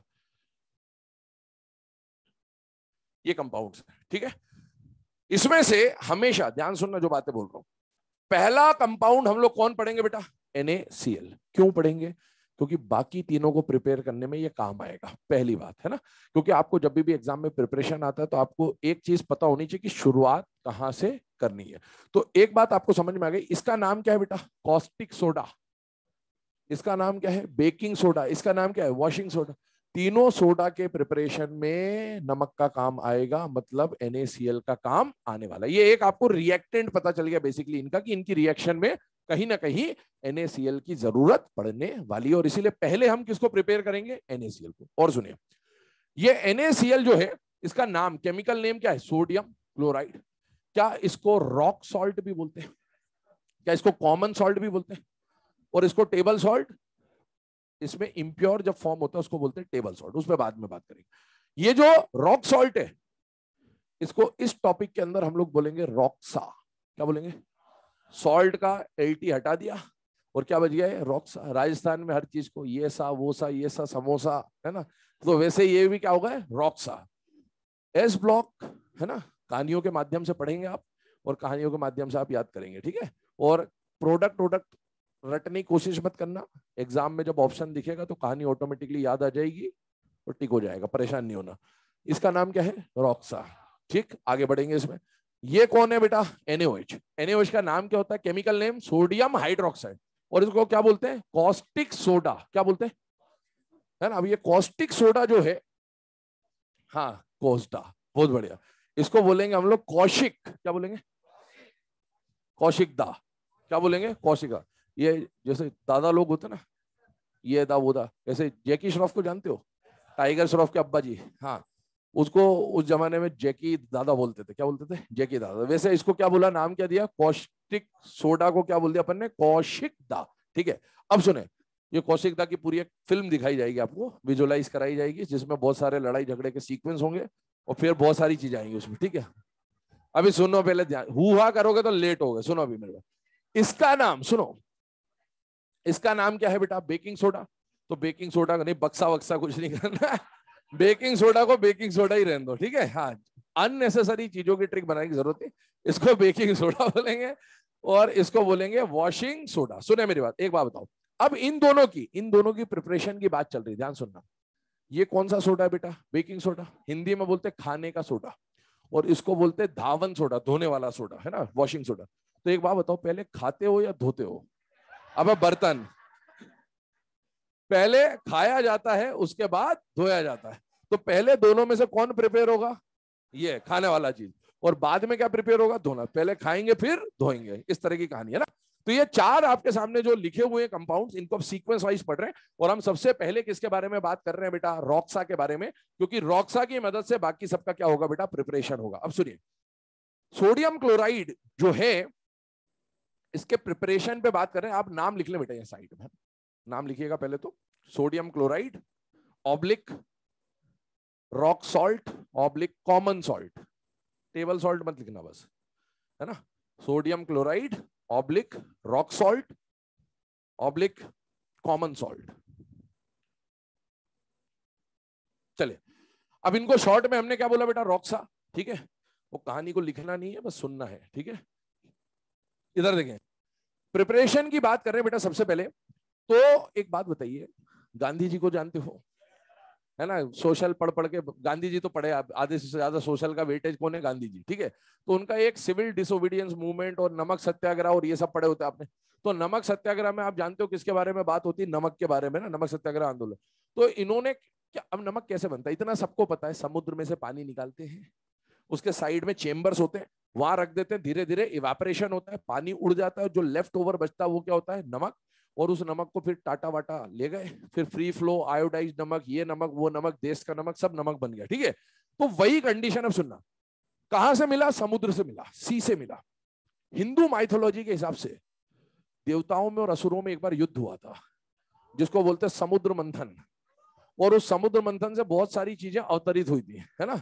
अमृत मिला था, तो अमृत अमृत हो गया, विष भोलेनाथ ने पी लिया था, लक्ष्मी माता भी वहीं से प्रकट हुई थी, ठीक है। तो ऐसे बहुत सारी चीजें प्रकट हुई। उस जमाने में समुद्र मंथन हुआ, आज के जमाने में समुद्र मंथन, हमारे जो रॉक्सा हैं वो समुद्र मंथन से प्रकट होंगे। कहां से प्रकट होंगे, समुद्र मंथन, मतलब सी वाटर से आने वाले। और ये रॉक्सा उस जमाने में नहीं निकले, उस जमाने में समुद्र साफ सुथरे थे, तो रॉक्सा निकलते तो साफ सुथरे निकलते। आज के जमाने में समुद्र साफ सुथरा या गंदगी से भरा है, बिल्कुल लबरेज है गंदगी से, है ना। तो इसका मतलब है कि जो रॉक्सा निकलने वाले साफ सुथरे निकलेंगे या गंदगी के साथ निकलेंगे। तो अब क्या हो रहा है कि यहां पर पहला स्टेप देखिएगा, समुद्र मंथन किया। समुद्र मंथन किया कहने का मतलब क्या है कि सी वाटर का क्या हो रहा है बेटा, इवेपोरेशन हो रहा है। और इवेपोरेशन कराने से आपको मिलने वाला है रॉक्सा। रॉक्सा मतलब NaCl, लेकिन NaCl साफ नहीं मिलेगा, कैसा मिलेगा, गंदगी।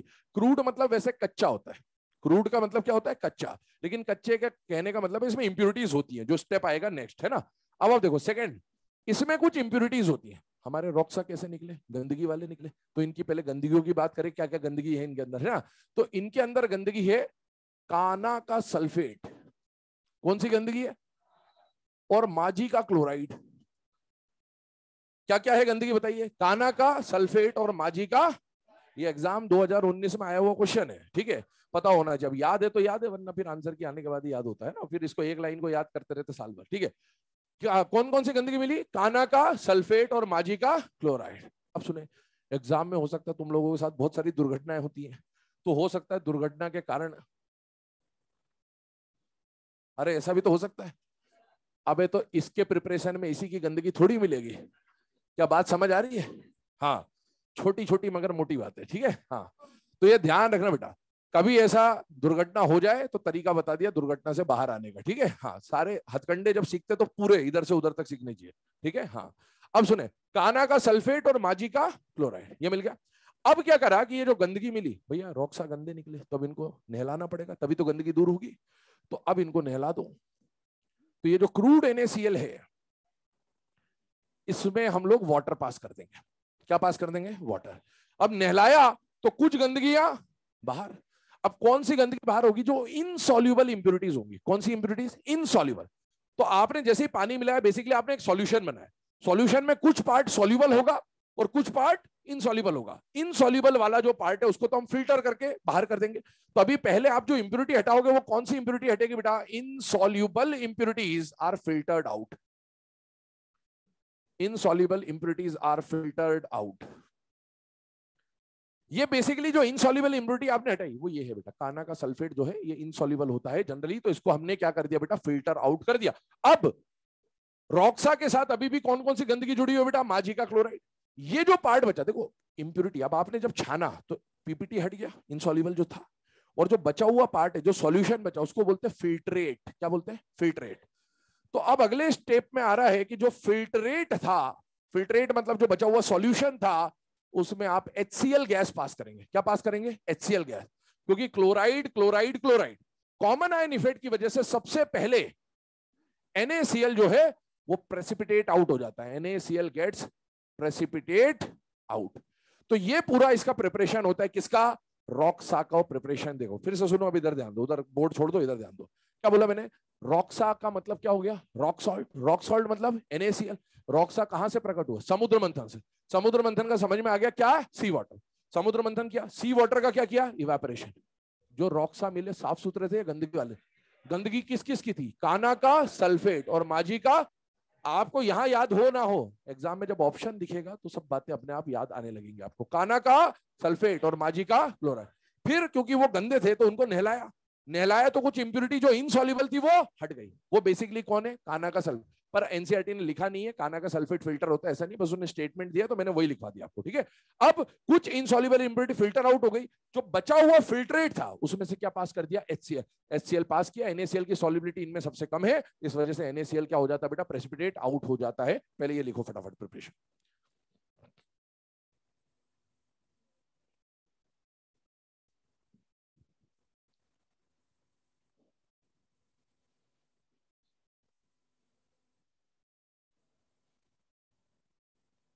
तूफानी रफ्तार से आज चलाओ बिल्कुल। सोमवार है, कल खूब रेस्ट किया होगा।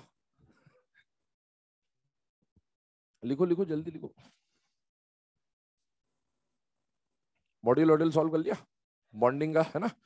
बस ये एस ब्लॉक का ये थर्ड पार्ट है, कंप्लीट हो जाए तो इसके बाद अपन फिर मॉड्यूल सॉल्व कर लेंगे। तो कल ले आना मॉड्यूल सब लोग, है ना? बॉन्डिंग का सॉल्व कर लेंगे और डिस्कस कर देंगे मतलब। और एस ब्लॉक साइमल्टेनियसली कर लेना, है ना? जैसे ही कंप्लीट होगा एक आध दिन और दे देंगे उसके बाद, तो एस ब्लॉक भी डिस्कस कर देंगे फिर। अभी एस ब्लॉक जब ये हो जाएगा उसके बाद में, है ना, ग्रुप पे बहुत सारे क्वेश्चंस डालूंगा एस ब्लॉक के। क्योंकि ये ब्लॉक वो वाली जगह है बेटा जहां पर आप लोगों को जनरली परेशानी रहती है, और इससे समाधान पाने का एक ही तरीका है, क्वेश्चन प्रैक्टिस। जितने ज्यादा क्वेश्चन लगाओगे ब्लॉक उतना स्ट्रांग होता जाएगा। तो मैं धड़ाधड़ क्वेश्चन डालूंगा, है ना? रोज 20 25 50 क्वेश्चन डाल देंगे, उसको सॉल्व करते जाइएगा। हाँ, फिजिकल के भी डाल दें बेटा। हाँ, तो पूरी फीस मेरे को दे देना फिर। हाँ, चलो इधर ध्यान दो। लिख लिया ये सबने? जल्दी लिखो जल्दी लिखो जल्दी लिखो।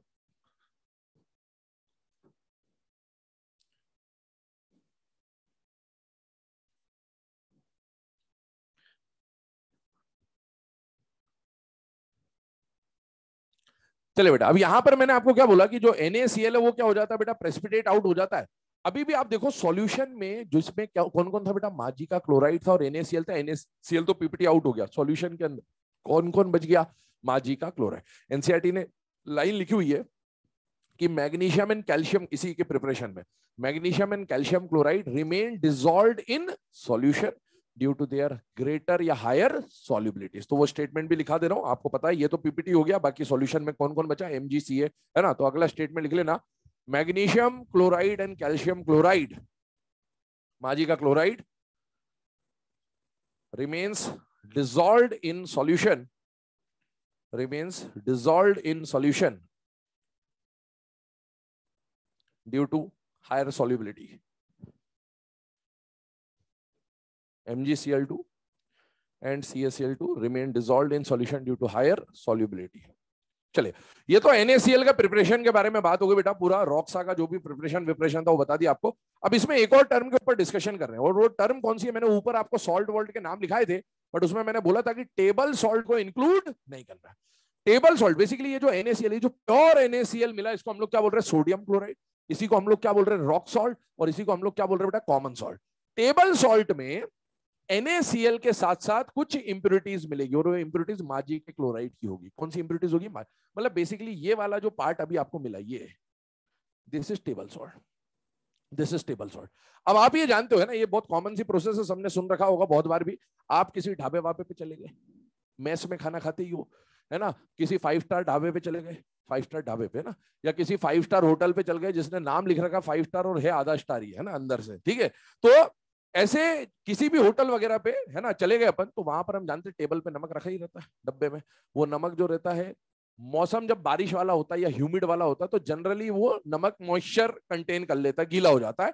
तो उस सॉल्ट को हम लोग जो टेबल पे सॉल्ट रखा होता है उसी को तो क्या बोल रहे हैं बेटा, टेबल सॉल्ट। अब सुनिएगा ध्यान से, टेबल सॉल्ट, हाँ टेबल पे रखा इसलिए टेबल सॉल्ट। अब इसमें कौन कौन होता है, ध्यान सुनना बेटा, बेटा बात इंपॉर्टेंट है ये, क्योंकि ये कई बार एम्स में क्वेश्चन, एम्स का चहेता क्वेश्चन था बेटा ये, ठीक है। अब एम्स बंद हो गया तो हो सकता है नीट वाला देख ले कभी, है ना। तो अब देखो NaCl और माजी का क्लोराइड, ये जो कॉम्बिनेशन है इसको हम लोग क्या बोल रहे हैं, टेबल सॉल्ट। इसके अलावा और भी कंस्टिट्यूएंट होते हैं बट मेन यही कंस्टिट्यूएंट है। आपसे ये बोला जाता है कि टेबल सॉल्ट जो है ये हाइग्रोस्कोपिक नेचर का होता है। अभी नेचर वेचर सब बताता हूं क्या कैसा होता है, किस नेचर का होता है, हाइग्रोस्कोपिक। अब आपसे क्वेश्चन पूछता है कि टेबल सॉल्ट हाइग्रोस्कोपिक है। हाइग्रोस्कोपिक और डेलिक्विसेंट दो नाम होते हैं। कौन कौन से नाम होते हैं, हाइग्रोस्कोपिक और डेलिक्विसेंट। अब ये हाइग्रोस्कोपिक का मतलब क्या और डेलिक्विसेंट का मतलब क्या, तो ध्यान से सुनिएगा। जब कोई चीज एटमॉस्फेयर से मॉइस्चर एब्जॉर्ब करता हो, क्या करता हो, मॉइस्चर एब्जॉर्ब। जब कोई चीज एटमॉस्फेयर से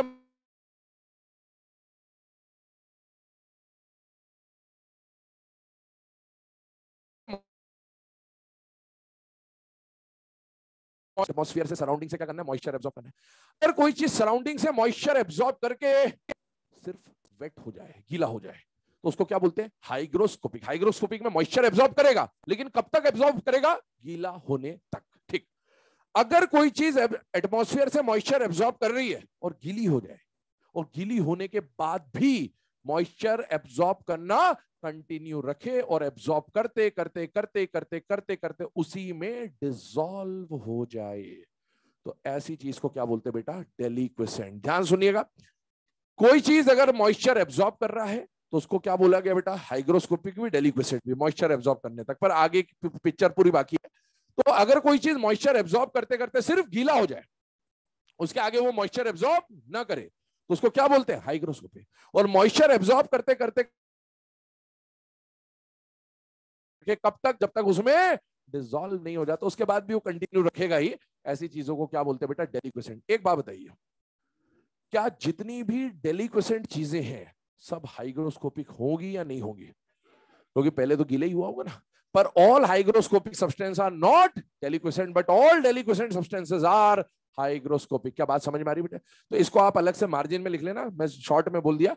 अगर कोई चीज मॉइस्चर एब्जॉर्ब करके गीला हो जाए तो हाइग्रोस्कोपिक, और मॉइस्चर एब्जॉर्ब करते करते करते करते उसी में डिसॉल्व हो जाए तो डेलिक्विसेंट। मॉइस्चर एब्जॉर्ब करके वेट हो जाए, गीला हो जाए, तो उसको क्या बोलेंगे बेटे, हाइग्रोस्कोपिक।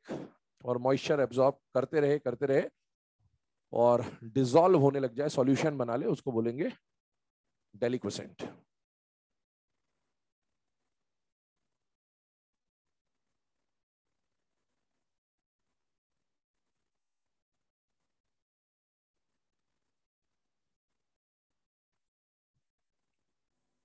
चलिए अब आगे बात करते हैं बेटा, हाइग्रोस्कोपिक और डेलिक्विसेंट के बाद जो नेक्स्ट प्रॉपर्टी आती है उसके ऊपर चलते हैं। अभी हम लोगों ने बात करी, इधर देखिए, टेबल सॉल्ट जो है इसकी बात चल रही थी। टेबल सॉल्ट आपको है ना पूरा ऐसे पानी में डूबा हुआ तो नहीं दिखता, कोई ऊपर से पानी डाल दे तो बात अलग है, लेकिन वो तो मॉइस्चर एब्जॉर्ब करके सिर्फ क्या होता है बेटा, गीला होता है। और इसीलिए टेबल सॉल्ट को क्या बोला, हाइग्रोस्कोपिक। अब सुनना मेरी बात ध्यान से, टेबल सॉल्ट के कंपोनेंट्स कौन कौन से थे बेटा, रॉक्सा और माजी का क्लोराइड। अब आपसे क्वेश्चन पूछता है कि टेबल सॉल्ट इज हाइग्रोस्कोपिक, किसकी वजह से बेटा, प्योर NaCl जो होता है ना, ये ना तो हाइग्रोस्कोपिक है ना डेलिक्विसेंट है। ध्यान सुनना, प्योर NaCl मॉइस्चर एब्जॉर्ब नहीं करता है। तो मॉइस्चर एब्जॉर्ब करने का काम किसने किया होगा, माजी के क्लोराइड ने किया हुआ। तो स्टेटमेंट बोल रहा हूं, नोट बना के लिखिएगा, table salt is hygroscopic in nature. Table salt is hygroscopic in nature due to presence of impurities, due to presence of impurities like MgCl2 and CaCl2. Presence of impurities like MgCl2 and CaCl2. Full stop, line change करें, लिखे MgCl2 and CaCl2, MgCl2 and CaCl2 are deliquescent in nature. MgCl2 and CaCl2 are deliquescent in nature. MgCl2 and CaCl2 are deliquescent in nature. ध्यान सुनना, अभी ये पूरा point क्या है। मैंने क्या बोला आपको, अभी मैंने आपको ये बोला कि जो टेबल सॉल्ट है, टेबल सॉल्ट में प्योर कंपोनेंट कौन है बेटा, NaCl। सुनना, प्योर NaCl कभी भी मॉइस्चर एब्जॉर्ब नहीं करता। जब टेबल सॉल्ट हाइग्रोस्कोपिक बोलते हैं तो दिमाग में कौन आता है बेटा, NaCl ही आता है। और अपन ये सोचते हैं कि NaCl मॉइस्चर एब्जॉर्ब कर रहा होगा, तो ऐसा कुछ भी नहीं होता। NaCl मॉइस्चर एब्जॉर्ब नहीं करता है। एब्जॉर्ब कौन करेगा, MgCl2 CaCl2। पर अभी मैंने क्या बोला कि टेबल सॉल्ट हाइग्रोस्कोपिक और MgCl2 और CaCl2 के बारे में मैंने क्या बोला कि ये डेलिक्वेसेंट है। अब समझना सर, ये डेलिक्वेसेंट और वो हाइग्रोस्कोपिक एक है, चल रहा है, समझना। आपने एक कंटेनर लिया, इस कंटेनर में टेबल सॉल्ट भरा हुआ है। टेबल सॉल्ट में कौन कौन है, सोडियम क्लोराइड और माजिका क्लोराइड। क्या ज्यादा क्वांटिटी सोडियम क्लोराइड की होगी या नहीं होगी बेटा, होगी ऑब्वियसली। और थोड़ी बहुत इंप्योरिटी किसकी है, माजिके क्लोराइड की। अब ये जो माजिका क्लोराइड है ना, ये डेलिक्वेसेंट है। डेलिक्वेसेंट होने का मतलब क्या हुआ, इसने एटमॉस्फेयर से मॉइस्चर एब्जॉर्ब करना चालू किया। इसने जब मॉइस्चर एब्जॉर्ब करना चालू किया, ये मॉइस्चर एब्जॉर्ब करते करते करते करते मॉइस्चर में ही डिसॉल्व हो गया। ये तो डिसॉल्व हो गया, पर इसकी वजह से ये पूरा डब्बा थोड़ी डिसॉल्व होगा। ये पूरा डब्बा इसकी वजह से सिर्फ गीला हो पाएगा। और इसीलिए पूरा टेबल सॉल्ट क्या कहला रहा है, हाइग्रोस्कोपिक। क्यों हाइग्रोस्कोपिक है, due to deliquescent nature of माजिका क्लोराइड। इसने बहुत सारा मॉइस्चर एब्जॉर्ब किया, उसकी वजह से ये पूरा डब्बा सिर्फ गीला हो पाया। तो ये ध्यान रखना कि टेबल सॉल्ट जो होता है वो हाइग्रोस्कोपिक होता है। और किसकी वजह से हाइग्रोस्कोपिक होता है, माजिका क्लोराइड। और माजिका क्लोराइड खुद हाइग्रोस्कोपिक है या डेलिक्वेसेंट है, डेलिक्वेसेंट है। ठीक है, अब आगे बढ़ते हैं। इसके बाद यूजेस पे आ रहे बेटे। यूजेस में जो सबसे पहला यूज है, लिखिएगा, दो यूज लिखने इसके बेसिकली। पहला तो आप जानते ही, नमक स्वाद अनुसार, है ना। कुछ भी खाना आना बनाए तो उसमें पहला पॉइंट लिखे, used in cooking purpose, used in cooking purpose. और दूसरा लिख लेना, यूज्ड एज प्रिजर्वेटिव, है ना। अचार वगैरह में प्रिजर्वेटिव के फॉर्म में ऐड कर दिया जाता है, यूज्ड एज प्रिजर्वेटिव। इवन फिर आप, है ना, वो जो डिप्रेशन इन फ्रीजिंग पॉइंट वगैरह, तो वो रेडिएटर में बर्फ को पिघलाने में और बनाने में NaCl वो सब भी आ सकता है। पर ठीक है, ये यूजेस जो दे रखे हैं एनसीईआरटी ने बता दिया आपको। अगला आते हैं सेकेंड टाइप के कंपाउंड पे। और सेकेंड टाइप का जो कंपाउंड आपको पढ़ना है यहाँ पर, वो है NaOH। और NaOH को बोला जाएगा बेटा सोडियम हाइड्रोक्साइड, या फिर इसका नाम होता है बेटा कॉस्टिक सोडा।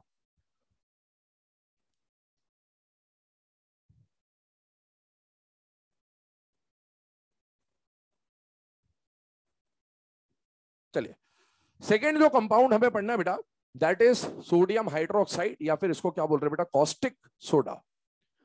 शॉर्ट में मैंने बता दिया, है ना। पहला वाला जो था वो रॉक्सा थे। रॉक्सा समुद्र मंथन से निकले। समुद्र मंथन से जो रॉक्सा निकले, साफ निकले या गंदे निकले बेटा, गंदे निकले। कौन कौन सी गंदगी थी, काना का सल्फेट और माजी का क्लोराइड। कभी अगर एक्सचेंज हो जाए तो भी आपको बता दिया किस तरह से समझ में आ जाएगा।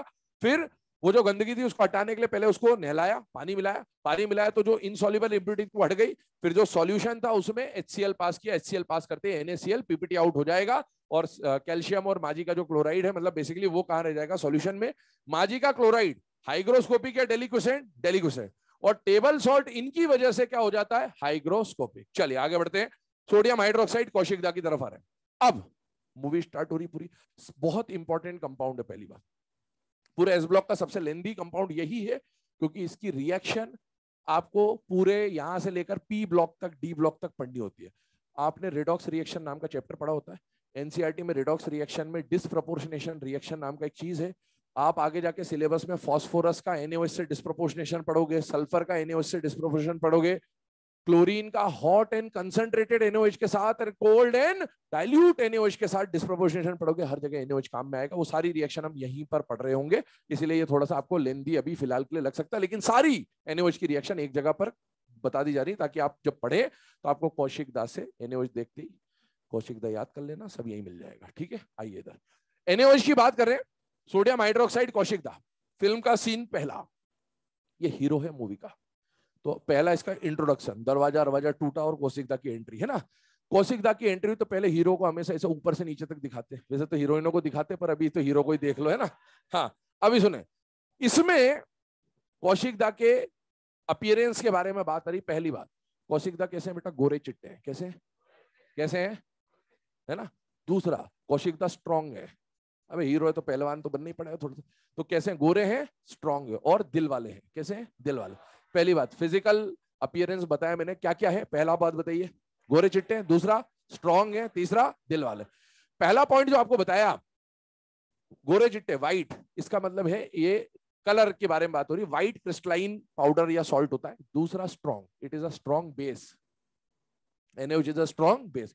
और दिल वाले मतलब डेलिक्विसेंट है, दिल वाले मतलब डेलिक्विसेंट। डेलिक्विसेंट का मतलब क्या हो गया, मॉइस्चर एब्जॉर्ब करते करते करते करते करते करते डिसॉल्व। यहां पर ये लिखने के बाद लिखिए फिजिकल प्रॉपर्टीज, फिजिकल प्रॉपर्टीज, पहला पॉइंट लिखे फिजिकल प्रॉपर्टीज में,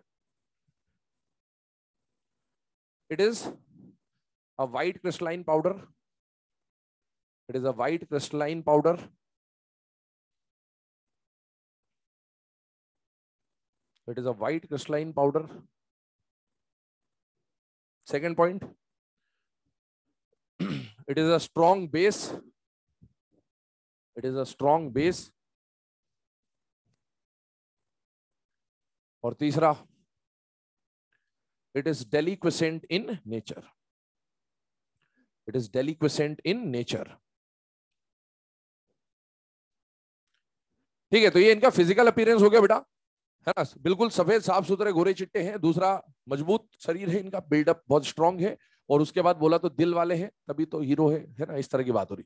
अब चले, इसमें जो अभी हमने थर्ड प्रॉपर्टी लिखी ना, डेलिक्विसेंट, उससे रिलेटेड एक क्वेश्चन बनता है। एक बात समझिएगा, आपने सपोज NaOH का एक सॉल्यूशन तैयार करा, किसका सॉल्यूशन तैयार करा बेटा, NaOH। और मान लीजिए उस सॉल्यूशन का कंसंट्रेशन मैंने बोल दिया आपको 1 मोलर है, कितना है बेटा, 1 मोलर। इसका मतलब क्या हुआ, 1 मोल NaOH dissolved in 1 litre of solution, ये हो गया। अब आप देखिए, आपने 40 ग्राम NaOH मिलाया, किसमें मिलाया, 1 लीटर सॉल्यूशन में, ये तैयार है। आपने सॉल्यूशन को अनडिस्टर्ब्ड ओपन छोड़ दिया काफी देर के लिए, क्या ये डेलिक्विसेंट है, क्या ये घुलने के बावजूद भी मॉइस्चर एब्जॉर्ब करता जाएगा करता जाएगा करता जाएगा, यस, ये सराउंडिंग से मॉइस्चर एब्जॉर्ब करना चालू रखेगा। जब ये मॉइस्चर एब्जॉर्ब करना चालू रखेगा तो बेटा NaOH तो 40 ग्राम का 40 ग्राम ही है, लेकिन ये जो सॉल्यूशन पहले 1 लीटर था, क्या ये 1 लीटर से ज्यादा हो जाएगा बेटा। और आप जानते हो कि concentration is number of moles of solute upon volume of solution. अगर वॉल्यूम ऑफ सॉल्यूशन बढ़ रहा है तो कंसंट्रेशन डिक्रीज हो जाएगा। तो एक क्वेश्चन पूछा जाता है आपसे कि अगर आप NaOH के सॉल्यूशन को या कॉस्टिक सोडा सॉल्यूशन को काफी देर के लिए ओपन छोड़ दें तो उसके कंसंट्रेशन पे क्या इफेक्ट आएगा, कंसंट्रेशन इंक्रीज होगा, डिक्रीज होगा, सेम रहेगा, इस तरह का क्वेश्चन आता है। तो अपने को पता होना चाहिए कंसंट्रेशन क्या होगा, डिक्रीज होगा। स्टेटमेंट में लिखा दे रहा हूं, नोट करके लिखिएगा, if NaOH solution, if NaOH solution is kept open for a long time, kept open for a long time, then the concentration of solution, then the concentration of the solution decreases, then the concentration of the solution decreases due to its deliquescent nature, due to its deliquescent nature, due to its deliquescent nature। ठीक है, तो यहां पर तो हम लोगों ने बात करी बेटे, इसके डेलिक्विसेंट से रिलेटेड एक क्वेश्चन बन सकता, तो वो आपको बता दिया क्या होने वाला है यहां पर। चलिए अब आगे बढ़ते हैं। अभी हम लोगों ने इसके फिजिकल अपीयरेंस के बारे में समझा, सीन नंबर 2 पे आते हैं। पहला सीन क्या हुआ, एंट्री हुई, गोरा चिट्टा निकला, स्ट्रॉन्ग बिल्डअप का निकला और दिल वाला निकला, डेलिक्विसेंट समझ लिया अपन ने, उससे क्वेश्चन बन सकता था, वो बता दिया।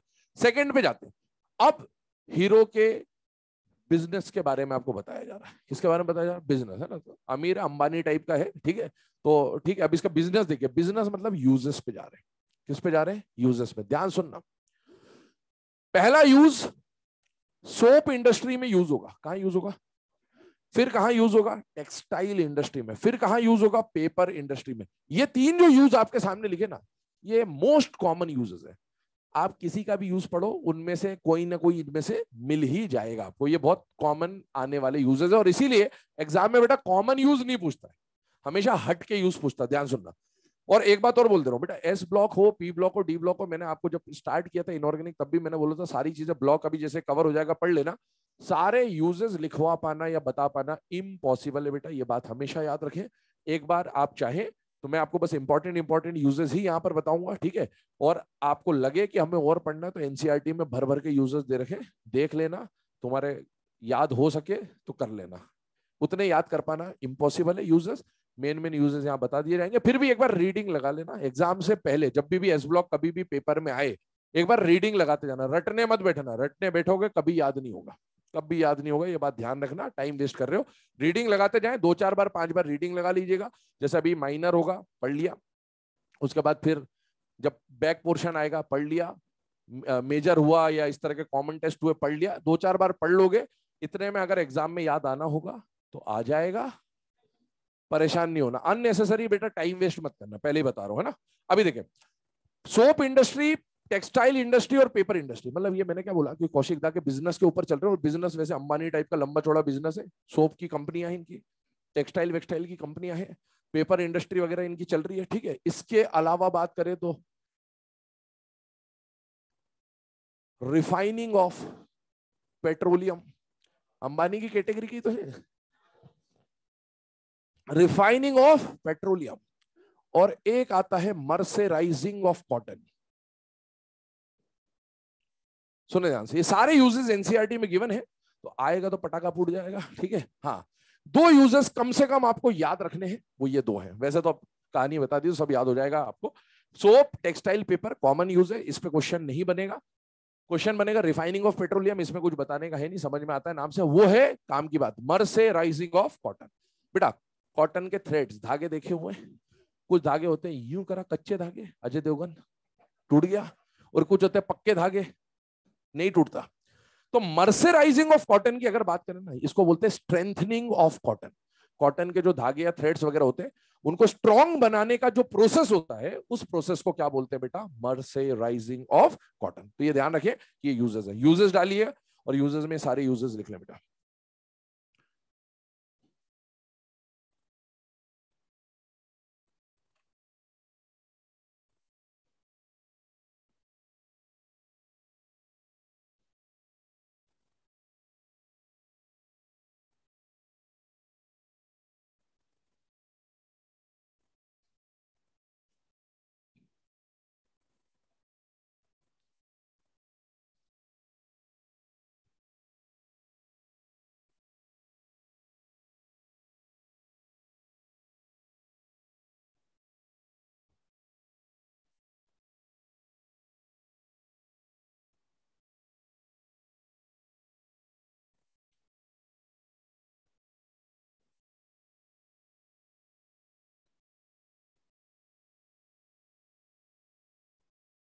चलिए इधर ध्यान देंगे। अभी हम लोगों ने 2 सीन पढ़ लिए, है ना। पहला तो क्या हो गया, उनका एंट्री हो गया, और दूसरा क्या हो गया, उनके बिजनेस के बारे में समझ लिया। अब आगे बढ़ते हैं। अब हम लोग कौशिक दा के प्रिपरेशन तक जा रहे हैं, ठीक है। प्रिपरेशन इन द सेंस समझिएगा, अभी मूवी को थोड़ा सा आगे बढ़ाते हैं, क्या हो रहा है अगला सीन देखिए। ये जो कौशिक दा थे, इनके यहाँ पर पेपर इंडस्ट्री थी, मतलब इनके पेपर पेपर छपते थे, दैनिक भास्कर, दैनिक जागरण, नई दुनिया, इस टाइप के, है ना, फ्री प्रेस, फ्री प्रेस। तो इन्होंने अपने न्यूज़पेपर में किसी मिनिस्टर के खिलाफ एक आर्टिकल छाप दिया। किसके खिलाफ आर्टिकल छाप दिया, मिनिस्टर के खिलाफ, ठीक है। तो मिनिस्टर के खिलाफ आर्टिकल छापा, और वो मिनिस्टर पावर में तो था ही, उसने किसी भी तरीके से लीपा पोती करके कौशिक दा को उठा के कहां डाल दिया, जेल में। कौशिक दा हल्के आदमी नहीं है, ध्यान रखना, अंबानी कैटेगरी के हैं, ये ध्यान रखना। तो उसने उठा के कौशिक दा को कहां डाल दिया, जेल में। जेल को इंग्लिश में बोलते हैं, चले आइए कहानी बढ़ाते आगे। अब यहां पर कौशिक दा को पहुंचा दिया सेल में, और सेल में अगर कौशिक दा पहुंच गए, कौशिक दा को सेल में पहुंचाने का मतलब है NaOH को पहुंचाना है, और इसका प्रिपरेशन यहां तक पहुंचना है, मतलब इन तक पहुंचना है। किसको पहुंचना है, वो जो मंत्री है उसने क्या करा, कौशिक दा को सेल में पहुंचाया। जिस सेल में पहुंचाया उस जेल के जेलर का नाम था CK, क्या नाम था, कास्टनर केलनर, क्या नाम था। क्योंकि वो जो पहला वाला प्रिपरेशन है ये NCERT में नहीं है, वो बस बताया जा रहा है आपको, क्योंकि वो 10th में आपने पढ़ा होता, तो एक रिएक्शन, एक स्टेप में रिएक्शन याद करने के लिए लिखवा रहा हूं, ठीक है। मेन जो एनसीईआरटी ने दे रखा, वो क्या दे रखा बेटा, कास्टनर केल्नर। सुनना मेरी बात। इन्होंने, कौशिक दा ने अपने पेपर में मिनिस्टर के खिलाफ छापा। मिनिस्टर ने क्या किया, कुछ भी लीपापोती करके कौशिक दा को उठा के कहां पहुंचा दिया, सेल में, जेल में। जेल में जो जेलर, जो वहां का हेड था, वो कौन था, सीके। सीके का मतलब कास्टनर केल्नर सेल, कास्टनर केल्नर सेल। अब वो जो जेलर था, सीके की जेल में क्यों पहुंचा है, क्योंकि सीके मंत्री का खास आदमी था। तो कौशिक दा को मंत्री तो इसके पीछे पड़ा हुआ, इसको निपटाना चाहता है, गुंडे भेजेगा ना अभी मारने के लिए, वो वाला सीन आ रहा है, ठीक है। तो मंत्री ने, पूरी फिल्म चलेगी, चिंता मत करो, स्क्रिप्ट बिल्कुल खतरनाक है और सारे एंगल से बनाई, देखना अभी एंगल भी आएगा दूसरा। सुने, अभी वो जो मिनिस्टर था, उसने कौशिक दा को यहाँ पहुंच दिया, कौन सी सेल में पहुंचा है, सी के सेल। मतलब सी के सेल में कौन मिलेगा, एनओएच मिलेगा। और एनओएच तक पहुंचना है, किसको पहुंचना, उस मंत्री को पहुंचना है एनओएच तक, एनओएच को निपटाना है। उसने अपने कुछ आदमी भेजे मारने के लिए, गुंडे भेजे, है ना। पर क्योंकि कौशिक दा हल्के आदमी नहीं है, ध्यान रखना इस बात का। तो वो जो कुछ गुंडे आ रहे हैं, समझना, वो जो कुछ गुंडे आ रहे हैं या कुछ आदमी आ रहे हैं, उनको यहां तक पहुंचाना है। और वो किसकी जेल में पहुंचेंगे, इसकी जेल में पहुंचेंगे, ध्यान सुनना।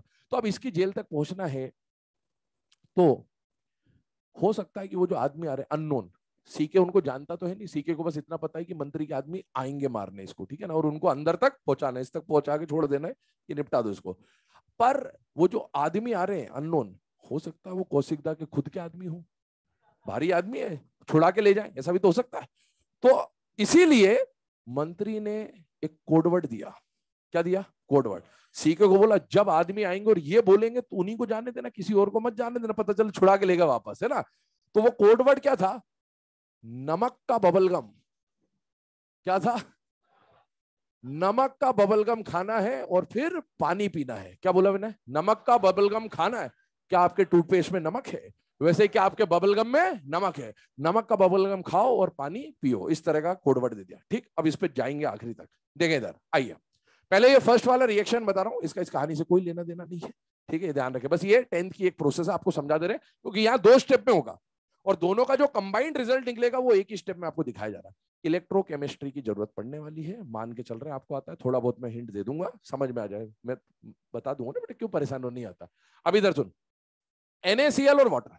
बेटा इलेक्ट्रोकेमिस्ट्री में आप इलेक्ट्रोलाइसिस जब कराते हैं सेल में, तो 2 तरह की बातें होती है, एक तो एक्वस सोल्यूशन और एक मॉल्टन फेज, 2 ही चीजें होती है। ये एक्वस है और ये मॉल्टन है, ये एक्वस है और ये मॉल्टन है। NaCl के एक्वस सॉल्यूशन को ब्राइन सॉल्यूशन बोलते हैं। क्या बोलते हैं बेटा, ब्राइन सॉल्यूशन। क्या बोलते हैं बेटा, ब्राइन सॉल्यूशन। अब आप देखिए, आपने एक्वस NaCl लिया, अब आप खुद बताइए, जब सेल में 2 इलेक्ट्रोड्स होती हैं, तो आप जानते हैं एक को हम लोग क्या बोलते हैं बेटा, एनोड, और एक को क्या बोलते हैं बेटा, कैथोड। और आपको पता है ऐसा ऐसा ट्रिक बताया जाता है, लोन वोन वोन वोन, लेफ्ट में ऑक्सीडेशन होता है, एनोड होता है, एनोड नेगेटिव वेगेटिव, ये सब पता सबको, ठीक है। हाँ पता है तो ठीक है, नहीं पता तो कोई बात नहीं, पोको देखो आगे सुने। हाँ, अगर ये भी नहीं पता तो यकीन मानिए आपका कट चुका है, ठीक है। हाँ, अब एनोड पे आइए। एनोड पे हम लोग डिस्कशन कर रहे हैं, और एनोड अब दो चीजें है ना, NaCl और H2। अब ध्यान सुनना, NaCl को अगर आप आयंस में तोड़िए तो Na+Cl- में टूटेगा, और एक्वस भी है, मतलब वाटर भी, H+ भी और OH- भी। आपके पास 2 तरह के कैटायंस हैं और 2 तरह के एनायंस हैं। हमेशा ये जो नाम दिया गया एनोड या नाम दिया गया कैथोड, हमेशा कैटायन जो है वो कैथोड पे भागते हैं और एनायन जो है वो हमेशा एनोड पे। नाम से समझ में आएगा, कैटायन कैथोड, एनायन एनोड, भागे। कैथोड पर रिडक्शन होता है बेटे, और एनोड पे ऑक्सीडेशन होता है बेटे, ठीक है। अब आप देखिए, ये दोनों जो कैटायन थे और ये दोनों जो एनायन थे, इनकी कहानी समझिएगा। रिडक्शन का मतलब, ऐसा भी सुना होगा कहानी,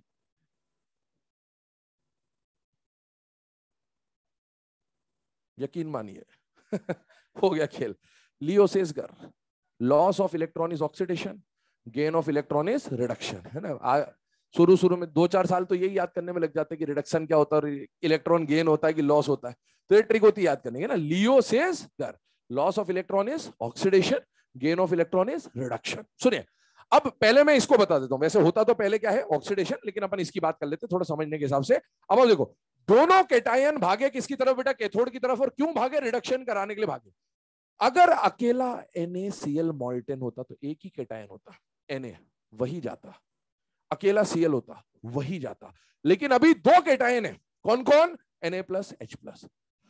दोनों भागे कैथोड की तरफ, लेकिन रेस लग रही है बेसिकली, एक ही जीतेगा, एक ही जीतेगा। और वो कैसे डिसाइड होगा? SRP, electrochemical series. जो नीचे है वो पहुंचेगा, क्योंकि नीचे आने पर, याद करिए कल बताया था मैक्सिमम पॉजिटिव पॉजिटिव पॉजिटिव, ऊपर वाला स्ट्रॉन्गेस्ट रिड्यूसिंग एजेंट था, ऊपर वाले का ऑक्सीडेशन आसानी से होगा, और सोडियम ऊपर आता है और हाइड्रोजन नीचे आता है, छापा के जस्ट पास में। तो नीचे वाले का रिडक्शन पहले होगा, और दोनों में से रिडक्शन कराने पहले कौन पहुंच जाएगा बेटा? हाइड्रोजन पहुंच जाएगा। अगर थोड़ी सी इलेक्ट्रोकेमिस्ट्री है तो यहीं पर काम लगेगा। अब सुनिए, कैथोड पर पहले कौन पहुंच गया बेटा? हाइड्रोजन। और हाइड्रोजन में यहां पर रिजल्ट बता दे रहा हूं, लास्ट में लिख दूंगा उधर रिएक्शन, ठीक है। कैथोड पर हाइड्रोजन पहुंचा और इसका रिडक्शन कराना है, मतलब H+ से 0 पे जाना है, रिडक्शन हो रहा है। पर हाइड्रोजन H के फॉर्म में मिलता है या H2 के फॉर्म में? तो इसको बैलेंस कर दे, तो इसने कितने इलेक्ट्रॉन गेन करेंगे? 2, तब जाके तो ये बना होगा, और gain of electron is reduction, H2 मिल गया। कैथोड पर जो प्रोडक्ट यहां पर रिलीज होने वाला है वो कौन सी गैस होगी बेटा? Hydrogen gas. और एनोड पे बात करते हैं बाद में। देखिए अब आ रहे हैं किसके ऊपर? एनोड के ऊपर। ध्यान से देखिएगा, एनोड पर जब आप जा रहे हो, इसको हटा ही देता हूं सीके को थोड़ी देर के लिए, है ना। अब आप देखो, 2 एनायन है और दोनों एनायन किसकी तरफ भागे? एनोड। एनोड पे क्या होने वाला है? ऑक्सीडेशन। ऑक्सीडेशन का मतलब क्या करेंगे? Loss of electron. अब दोनों में से पहले पहुंचना चाहिए OH नेगेटिव को, पहले पहुंचना चाहिए OH नेगेटिव को। लेकिन आप इलेक्ट्रोकेमिस्ट्री में एक्स्ट्रा वोल्टेज नाम का एक कॉन्सेप्ट पढ़ते हैं तो ठीक है, नहीं पढ़ते तो भी ठीक है, और पढ़ते हैं तो उसकी वजह से Cl जो है, हेलोजन जो है, वो पहले पहुंच जाता है बेटा। और यहां पर पहले कौन पहुंच जाएगा? Cl माइनस क्या होना है इसका? ऑक्सीडेशन। ऑक्सीडेशन मतलब loss of electron, electron lose करेगा तो Cl में बदलेगा बेटा। नेचर में Cl के फॉर्म में मिलता है या Cl2 के फॉर्म में मिलता है? Cl2। तो Cl2 बनाना है तो 2 Cl और यहां से 2 इलेक्ट्रॉन निकले, यही 2 इलेक्ट्रॉन जो इसने लूज करे वही 2 इलेक्ट्रॉन तो इसने गेन किया था, इसलिए पहले प्रोसेस एनोड पे होगी और वही इलेक्ट्रॉन कहां जाएगा बेटा? कैथोड पे जाएगा। अब देखो, ये जो Cl2 बन रहा है, इस Cl2 का रिलीज होगा कहां पर? एनोड पर। तो एनोड पर कौन रिलीज होगा बेटा? Cl2। अब आप सुनिए, क्या कैथोड पर H2 रिलीज हो गया या नहीं हो गया बेटा? हो गया। और एनोड पर Cl2 रिलीज हो गया या नहीं हो गया बेटा? हो गया। सॉल्यूशन के अंदर 2 चीजें बच गई, Na और OH। ये दोनों आपस में जुड़ जाते हैं और फॉर्मेशन हो जाता है किसका? NaOH का। This is the preparation of NaOH। कहां से प्रिपरेशन किया? NaCl से। एक और बात बता देता हूं, इलेक्ट्रोकेमिस्ट्री में काम आ जाएगा तुमको, इधर ध्यान सुनना। अपन ने है ना, ली के बाप से काका ने मांगी वांगी सब ऐसा कर लिया था, और यहां पर लिख लिया था छापा छापा कर लिया था, है ना, इस तरह से, ठीक है। अब सुने, आप जब भी एक्वस फॉर्म की बात कर रहे हो, किसकी बात कर रहे हो? मॉल्टन और एक्वस 2 होते हैं। किसकी बात कर रहे हो? एक्वस की। किसकी बात कर रहे हो? एक्वस। क्योंकि एक्वस में ही तो 2 में टकराव होगा, अकेला है मॉल्टन है तो जो केटायन है वही जाएगा। पर जब भी किसी केटायन के साथ हाइड्रोजन की बात आ जाए, एक्वस की बात आ जाए, तो छापा है तो छापा है, वरना हाइड्रोजन को छापा है। क्या बोला मैंने? छापा है तो, वरना अगर छापा है तो छापा है, मतलब अगर मेटल ये हुआ तो यही आएगा। छापा है तो छापा है। अभी जैसे अभी कौन कौन मेटल है वहां पर देखो, Na और H। क्या ये छापा है क्या? अगर छापा होता तो छापा आता, अगर छापा है तो छापा है, वरना हाइड्रोजन को छापा है। क्या बात समझ में आ गई? आ गई तो ठीक है, वरना पोगो देखो, ठीक है। हाँ,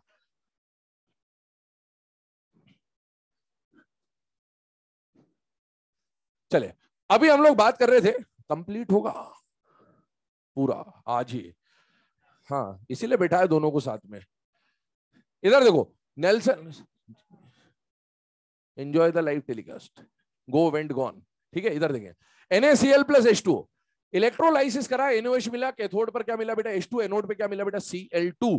अब नेक्स्ट पॉइंट सुनिए, ये जो प्रिपरेशन आपको बताइए सिंगल स्टेप का प्रिपरेशन है, इस प्रोसेस को क्लोर एल्कली प्रोसेस भी बोला जाता है। क्या बोला जाता है बेटा? क्लोर एल्कली प्रोसेस। क्लोर एल्कली प्रोसेस क्यों बोला? ये क्या है बेटा? क्लोरीन, क्लोर, और ये NaOH को क्या बोलते हैं बेटा? अल्कली बोलते हैं, तो इसको क्लोर एल्कली प्रोसेस भी बोलते हैं। कभी नाम आ गया एग्जाम में, क्लोर एल्कली प्रोसेस क्या होती है तो समझ जाइएगा, इस प्रिपरेशन को बोलते हैं बेटा क्लोर एल्कली प्रोसेस। खैर, आते हैं हम लोग सी के सेल के ऊपर, और सी के सेल की बात कर रहे हैं कास्टनर केल्नर सेल के ऊपर। पहला वाला जो प्रिपरेशन है मैंने बोला वो एनसीईआरटी में गिवन नहीं है, मॉड्यूल में हालांकि दे रखा है नेल्सन डायफ्राम सेल, बट आपको अगर एक स्टेप में रिएक्शन याद रखनी है तो आप इससे याद रख सकते हैं, स्टार वगैरह की जरूरत नहीं है। एनसीईआरटी में जो दे रखा है वो कौन दे रखा है बेटा, कास्टनर केल्नर सेल, क्योंकि इसमें नमक का बबलगम खाओ और पानी पियो। इधर आइए ध्यान सुनेगा, नमक का मतलब कौन हो गया बेटा, NaCl। NaCl लिया और NaCl अभी आप क्या ले रहे हैं बेटा, मॉल्टन ले रहे हैं, और मॉल्टन NaCl को आप इलेक्ट्रोलाइज करा रहे हैं। क्या कर रहे हैं बेटा, इलेक्ट्रोलाइज कर रहे हैं। ध्यान सुनना, यहां पर आपने एक्वस NaCl लिया था, यहां पर जो आपने दो रिएक्टेंट लिए हैं इन दोनों को हम यहां पर स्टेप बाय स्टेप मिलाएंगे। कैसे मिलाएंगे बेटा, स्टेप बाय स्टेप, पहले NaCl और बाद में पानी। नमक का बबलगम खाना है, नमक का बबलगम खाना मतलब नमक से पहले क्या बनेगा, बबलगम मतलब अमलगम, और वो अमलगम जो होगा फिर उसमें क्या मिलाएंगे बेटा, पानी, और आप कहां तक पहुंच जाएंगे, कौशिकदा तक पहुंच जाएंगे। इधर देखिए, NaCl का जब इलेक्ट्रोलाइसिस किया तो कैथोड जो है, कैथोड पे आपको कौन मिलेगा बेटा, Na, और कैथोड किसकी बनी हुई है, मर्क्यूरी की कैथोड होगी बेटा, यहां पर कैथोड किसकी होती है, मर्क्यूरी। तो मर्क्यूरी कैथोड है, इसीलिए Hg का जो कैथोड इलेक्ट्रोड है उस पर सोडियम जाके चिपक गया, गैसियस नहीं है कि रिलीज हो जाएगा, सोडियम जाके डिपॉजिट हो गया। तो ये NaHg आपको कहां पर मिल गया बेटा, कैथोड पे, क्योंकि यहां पर कास्टनर केल्नर सेल में जो कैथोड बना होता है वो मर्क्यूरी का बना होता है। ये बहुत खास बात है, और इसीलिए आज हमने अमलगम के बारे में बात भी करी थी। और साथ ही साथ एनोड पे कौन भागेगा बेटा, NaCl में से ये भागा कैथोड की तरफ, जाके वहां पर डिपॉजिट हो गया, Cl भागा एनोड की तरफ, एनोड पे कौन रिलीज हो जाएगा, Cl2 गैस। अब आप देखते जाओ, क्या एनोड पर Cl2 निकल गई या नहीं निकल गई बेटा, निकल गई। अब आगे बढ़ते हैं, ये जो NaHg मिला आपको, इस कैथोड को उठा के पानी में डाल देते हैं, या इसमें ऐसा बोल दे कि कैथोड में हमने सेकंड स्टेप में क्या मिला दिया बेटा, पानी। पानी को फिर से तोड़िए दो पार्ट में, जैसे अभी यहां पर हमने पानी को कैसे तोड़ा था बेटा, H+ और OH- में। बताइए, OH- किस पे भागेगा, एनोड पर, और H+ किस पे भागेगा, कैथोड पर एनोड पर तो ऑलरेडी Cl2 का रिलीज चल रहा है, तो वहां तो OH का कोई रास्ता ही नहीं है। H+ जो है वो भागा मर्क्यूरी कैथोड पर, और यहां पर जब H+ भागा तो बेटा सोडियम और H में से इलेक्ट्रोकेमिकल सीरीज रिड्यूस होने की टेंडेंसी ज्यादा किसकी, हाइड्रोजन की। हाइड्रोजन खुद यहां जाएगा और सोडियम को यहां से खसकाएगा। सोडियम डिपॉजिट जो था इलेक्ट्रोड से उतरने लग गया और उसके बदले हाइड्रोजन जाने लग गया। ये जो Na था, ये Na इलेक्ट्रॉन लूज करके Na+ में वापस सॉल्यूशन में आएगा, और वो इलेक्ट्रॉन किसको मिलेगा, इस H+ को मिलेगा, और H+ वो इलेक्ट्रॉन जो सोडियम दे रहा है उसको गेन करके क्या बनेगा बेटा, H2 बनेगा। तो देखिए यहां पर कैथोड पर H2 रिलीज होने लगेगा, क्योंकि जो H+ यहां का था वो H+ यहां गया, मर्क्यूरी को बस एज अ इनर्ट इलेक्ट्रोड आपको मान के चलना है, और यहां से Na से उसने इलेक्ट्रॉन लिया, H+ ने इलेक्ट्रॉन लिया, H2 निकल गया। अब ये Na था, ये इलेक्ट्रोड से निकल के सॉल्यूशन में आ गया, और सॉल्यूशन में यहां से OH बचा हुआ है बेटा, और वो कंबाइन होगा और क्या बना लेगा, NaOH। अब आप देखो इन दोनों स्टेप को अगर आप नेट रिएक्शन निकालो, ये और ये कट जाएगा, ये वाली रिएक्शन आ जाएगी। तो इसीलिए मैंने ऊपर वाली रिएक्शन लिखाई, ताकि आपको अगर सिंपली याद करना है तो ऊपर वाली रिएक्शन है, दो स्टेप एक्चुअल में ये होता है कास्टनर केल्नर में। और आपको अगर इतना याद है, इधर देखो, नमक का बबलगम, और बबलगम में क्या मिला है बेटा, पानी। तो आप कहां तक पहुंच जाएंगे, ये कोडवर्ड कहां तक पहुंचने का है, कौशिकदा तक पहुंचने का है। तो कौशिकदा तक पहुंचा दिया जेलर ने आपको, और वो जेलर कौन सी जेल का था, CK सेल का। चलिए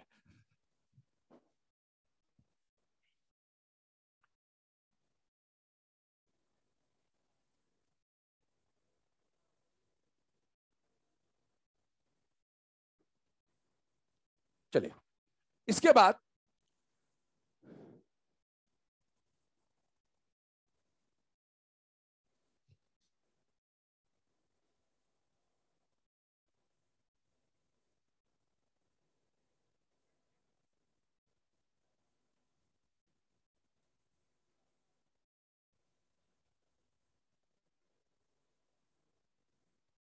चलिए अगला जो पार्ट आ रहा है बेटा, केमिकल प्रॉपर्टीज के ऊपर मूव कर रहे हैं, फिजिकल प्रॉपर्टीज, यूजेस और प्रिपरेशन अभी तक हम लोगों ने देख लिया। अब इसका जो लास्ट पार्ट आता है वो आता है बेटा केमिकल प्रॉपर्टीज। केमिकल प्रॉपर्टीज में सबसे पहली रिएक्शन जो हमें समझनी है वो किससे समझनी है बेटा, एम्फोटेरिक मेटल्स के साथ। ठीक है, अब एम्फोटेरिक मेटल्स कौन से होते हैं, तो याद करिए, जनाबे अली सब गाएंगे सुनेंगे पंजाबी कीर्तन मन लगा के, ये आपको बताया गया था। और ये सारे के सारे क्या होता है बेटा, एम्फोटेरिक मेटल्स। सुनिएगा, एम्फोटेरिक मेटल्स वो होते हैं जो acid as well as base से रिएक्शन कर सकते हैं। और आप बताइए क्या NaOH बेस है या नहीं है बेटा, है। तो ये किससे रिएक्शन करेगा, NaOH से रिएक्शन करेगा। अब सुनिएगा, जब NaOH से रिएक्शन करवाई, ध्यान सुनना, इंपॉर्टेंट रिएक्शन है सारी की सारी। NaOH पहले भी मैं बोल चुका हूं आपको, NaOH सबसे इंपॉर्टेंट पार्ट है बेटा। इस पूरे चैप्टर में रिएक्शन बेसिस पे। अगर हमने रिएक्शन की बात करें बेटा, जिंक ले लिया, बेरिलियम ले लिया, एल्यूमिनियम ले लिया, एसएन ले गया और पीबी ले लिया, और इनका रिएक्शन हम लोग किससे करा रहे बेटा? NaOH के साथ।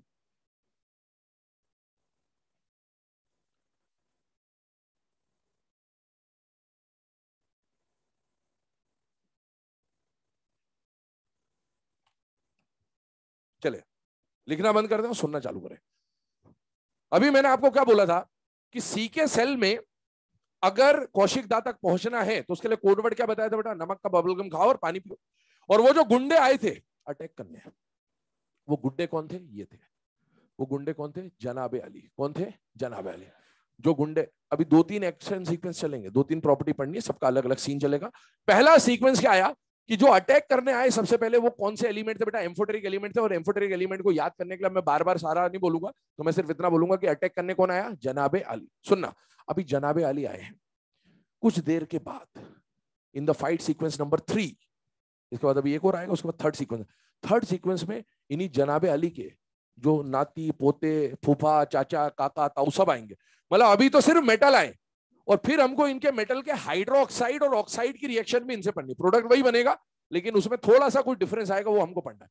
तो अभी मैं क्या बोल रहा हूँ कि जनाबे अली है, बाद में जनाबे अली के खानदान वाले जो हैं वो भी आएंगे अटैक करने। अभी हीरोइन को मार मार के भेज देगा, तो फिर बदला लेने के खानदान वाले भी तो आते हैं कि चाचा ताऊ सब आ जाएंगे, बोले नहीं अब हम मारेंगे, चलो, तो वो भी बात करेंगे। ठीक है, तो अभी कौन आ गया लड़ने? जनाबे अली आ गए। सुने, इनमें से इन रिएक्शंस को देखें आप, तो जब ये NaOH पर अटैक करने आ रहे, ध्यान सुनना, NaOH कौशिकदा जो हमारे ये तो पहलवान है, स्ट्रॉन्ग है ना, हाँ, ये आ गए जनाबे अली वाले।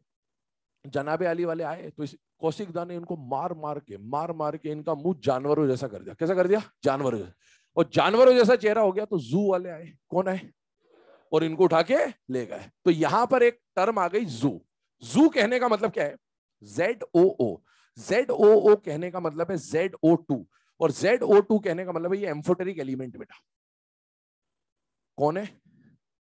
ये जो एलिमेंट है, ये सब Z वाले जो एलिमेंट है, मतलब जिंक हो, चाहे बेरिलियम हो, चाहे एल्यूमिनियम हो, चाहे SN हो, चाहे पीबी हो, ये सब इस तरह का कंपाउंड बनाएंगे। और वो जो जू, जहां पर जो जिस जू वाले इनको लेके गए, वो जू का नाम है MM जू। क्या नाम है? क्या नाम है? MM जू। MM जू का कहने का मतलब है जो कंपाउंड बनेगा वो किस टाइप का बनेगा? M2ZO2 टाइप का कंपाउंड मिलेगा। कौन सा टाइप का कंपाउंड मिलेगा? M2। और M यहां पर कौन होगा? सोडियम। M कौन होगा? सोडियम। मतलब आपको Na2 जो एम्फोटेरिक एलिमेंट है वो, और साथ में O2 टाइप का ऐसा कुछ कॉम्प्लेक्स मिलेगा। ये जनरल एक तरीका बता दिया, इसमें 1-2 चीजें चेंज होंगी, एलिमेंट टू एलिमेंट चेंज होता है, लेकिन हाँ एक जनरल आइडिया आपको मिल गया कि कोई मेटल आएगा, मेटल में कौन आएगा? सोडियम।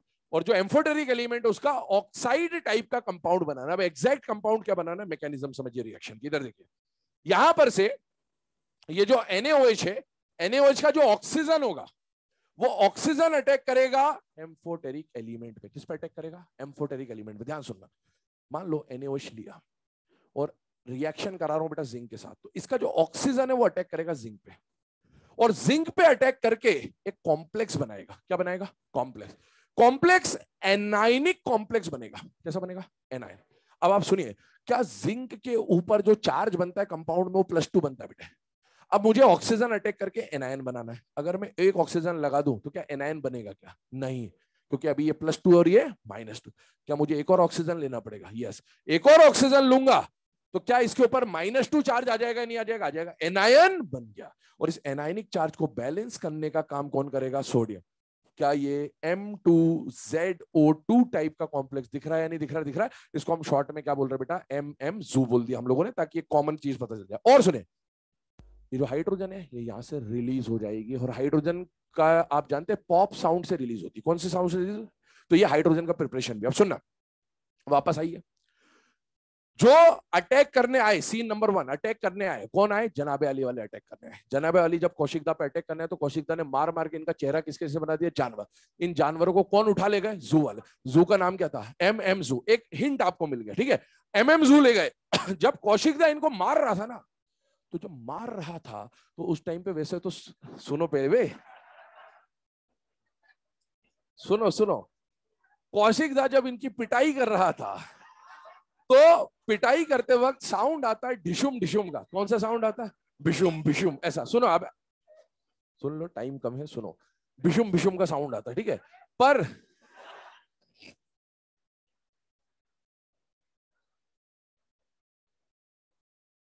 पर यहां पर साउंड जो आया वो डिशुम डिशुम का साउंड नहीं आया। जब मार रहा था डिशुम डिशुम का, पॉप साउंड आया। कौन सा साउंड आया? पॉप साउंड आया। कौन सा साउंड आया? Pop sound. तो जब कौशिक दा इन जनाबे अली को मारता तो डिशुम डिशुम का साउंड आता है या पॉप साउंड आता है? Pop sound. पॉप साउंड कहने का मतलब ये हो गया कि यहां पर कौन रिलीज हो रहा होगा? हाइड्रोजन। तो ये जितनी भी रिएक्शन है ना, ये वापस से रिपीट होती है बेटा जब आप हाइड्रोजन चैप्टर पढ़ रहे हो। तो these are methods of preparation of hydrogen. तो आपके यहां पर हाइड्रोजन चैप्टर में जो हाइड्रोजन की प्रिपरेशन है वो भी यहां पर आप पढ़ रहे हैं इसके थ्रू। अब आप देखिए, मैं प्रोडक्ट बनाने की बात कर रहा था। इधर देखिए, प्रोडक्ट बनाने का तरीका समझ लिया। एमएमजू तो एक कॉमन बता दिया और आपको एग्जाम में ऑप्शन बना हुआ मिलेगा। आपको तो बस ऑक्सीडेशन स्टेट चेक करनी, खत्म। लेकिन फिर भी प्रोडक्ट बनाना आना चाहिए, कॉन्सेप्ट बता रहा है। आप बताइए, ऑक्सीजन का अटैक किस पे कराना बेटा? जिंक पे। जिंक पे कितना ऑक्सीजन अटैक करा है बेटा? एक। एक करा है तो बताइए क्या एनाइनिक चार्ज आया या नहीं आया? नहीं आया। क्या दो जिंक ऐड करे तो -2 आ जाएगा बेटा? यस। अच्छा, -2 को बैलेंस करने के लिए कितने सोडियम आएंगे बेटा? 2। तो आप देखिए इस तरह का प्रोडक्ट बन गया। और बताइए जिंक की ऑक्सीडेशन स्टेट क्या होती है बेटा? +2। इस कंपाउंड को बोला जाता है, पढ़ते हुए आ रहे हैं बचपन से, सोडियम जिंकेट। क्या बोलते हैं बेटा? Sodium zincate. आगे सुनिए, अगले वाले को देखिए, बेरिलियम। सुने, अगर बेरिलियम लिया तो बेटा बेरिलियम पे कौन अटैक करने वाला है? एनओएच का ऑक्सीजन। ऑक्सीजन अटैक करके कॉम्प्लेक्स बनाएगा। कॉम्प्लेक्स कैटाइनिक होना चाहिए या एनाइनिक होना चाहिए? एनाइनिक। एक ऑक्सीजन अगर लगाया तो एनायन नहीं बन पाएगा। एक और ऑक्सीजन लगाओगे तब एनायन बनेगा। और एनायन को बैलेंस करने कौन आ जाएगा बेटा? Na2। तो ये बन जाएगा आपका सोडियम बेरिलेट। आगे बढ़ते हैं, तीसरे वाले को देखिए। अब यहां पर कौन आ गया बेटा? एल्यूमिनियम। एल्यूमिनियम आ गया तो बताइए एल्यूमिनियम पे कितना चार्ज होता है बेटा? +3। कितना चार्ज होता है? +3। अच्छा, अगर एल्यूमिनियम पे +3 है और मुझे एनायनिक कॉम्प्लेक्स बनाना है तो क्या एक ऑक्सीजन से काम चल पाएगा क्या? नहीं। क्या दूसरा ऑक्सीजन लेते ही काम चल जाएगा क्या? यस। कितना चार्ज आएगा? -1। तो -1 के लिए क्या एम लगेगा या एम लगेगा? एम। केवल एक सोडियम लगेगा बेटा, ये आपको समझ में आना चाहिए। और वहां एग्जाम में ऑप्शन दिखेगा आपको, है ना, या तो NaLO2 देगा, तो समझ जाना एमजू या एमएमजू इस टाइप का बन रहा है। अब आप बताइए इसका जो नाम आ जाएगा वो क्या आ जाएगा बेटा? सोडियम एल्यूमिनेट भी बोलते हैं और सोडियम मेटा एल्यूमिनेट भी बोल देते हैं, कई बार चलेगा, दोनों एक ही बात है। आइए इधर, अब इनको थोड़ा ध्यान सुनना। SN और PB, क्या SN और PB कार्बन फैमिली के मेंबर हैं या नहीं बेटा? है। वो कार्बन फैमिली वाले दो स्टेट दिखाते हैं, +4 और +2। अच्छा, SN भी +4 +2 दिखाता है, PB भी +4 +2 दिखाता है। लेकिन इनर्ट पेयर इफेक्ट, एक नाम सुना होगा आपने, PB उसकी वजह से +2 ज्यादा प्रिफर करेगा। ऐसा नहीं कि +2 ही बनाएगा, ये +4 +2 दोनों के कंपाउंड बनाता है। ये भी +4 +2 दोनों के कंपाउंड बनाता है, बट ये प्रिफर करेगा +2 और ये प्रिफर करेगा +4। आगे सुनना, आगे सुनना ना, अभी पूरा कहानी सुन लो। जब कोई एलिमेंट अपनी लोअर स्टेट पे होता है और हायर स्टेट पे होता है, तो लोअर स्टेट में कौन सा एसिड बनता है? अस। हायर में क्या बनता है? एक। अस एसिड का आयन में बता चुका हूं, आइट। और एक एसिड का है। तो अगर SN+4 बना रहा है तो उस, जैसे इसका नाम है 8 8 8, एनायन ही तो बनाया इन्होंने। तो बताइए स्टेनेट आएगा या स्टेनाइट आएगा? स्टेनेट। स्टेनेट, +4 में SN है। अगर मैं SN को +2 में लूंगा तो क्या नाम आएगा? स्टेनाइट। और अगर मैं PB को +2 में ले रहा हूं तो प्लम्बेट या प्लम्बाइट? प्लम्बाइट। तो आइए इधर, यहां पर मिलेगा SN+4 में लेके चल रहे हैं बेटे हम लोग। SN+4 है तो आप बताइए कितने ऑक्सीजनों की जरूरत पड़ेगी? 3। इस बार MM जू नहीं बन रहा, इधर देखो, MM जू नहीं बन रहा। संत क्या बना रहा है? जू नहीं बना रहा, संत बना रहा है जू। क्या बना रहा है? एक ऊ एक्स्ट्रा लगा दिया, है ना। अगर SN को आप +2 में लोगे तो जू बन जाएगा, और अगर SN को +4 में लोगे तो लंबा वाला ऊ, जू, है ना, इस तरह से। अब आप बताइए यहां पर कौन आ रहा है? Na2। तो ये बन गया। और यहां पर अगर हम PB को +2 में लेके चल रहे हैं बेटे, तो Na2PbO2, ऊपर वाले कंपाउंड को बोलेंगे बेटा सोडियम स्टेनेट, +4 में है। और नीचे वाले में PB +2 लिया हम लोगों ने, तो सोडियम प्लम्बाइट बोल देंगे। और अगर +4 में हो तो 8 बोल दिया जाएगा।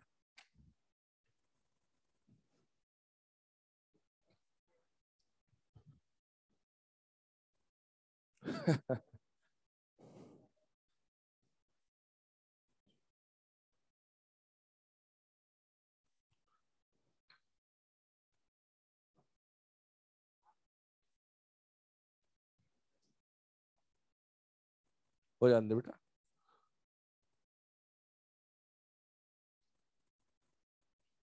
चलिए, ये सारी जो रिएक्शन है बेटा, इसमें आपने प्रिपरेशन ऑफ हाइड्रोजन देख लिया और NaOH की एम्फोटेरिक एलिमेंट्स के साथ जो रिएक्शन होती है वो आपको सामने बता दी जनाबे अली।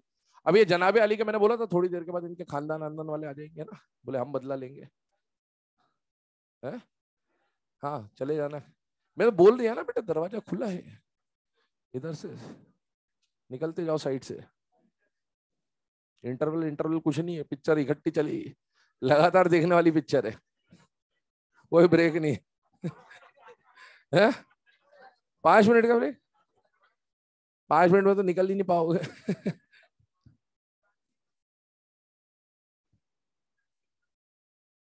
तो जाना बेटा, जा, निकल जा ऐसे ही इस, हाँ तो निकलना, दे दो बेटा इसको जगह दो, बिन मौसम बरसात हो जाएगी।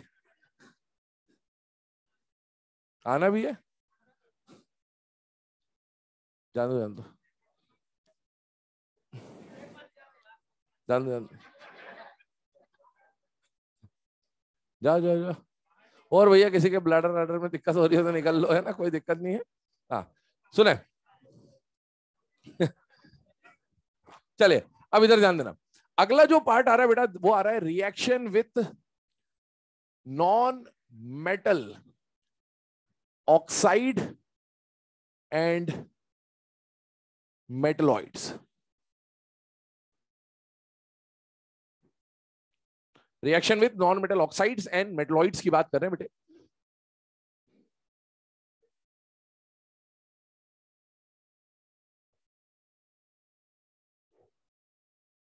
बहुत जोर से फटा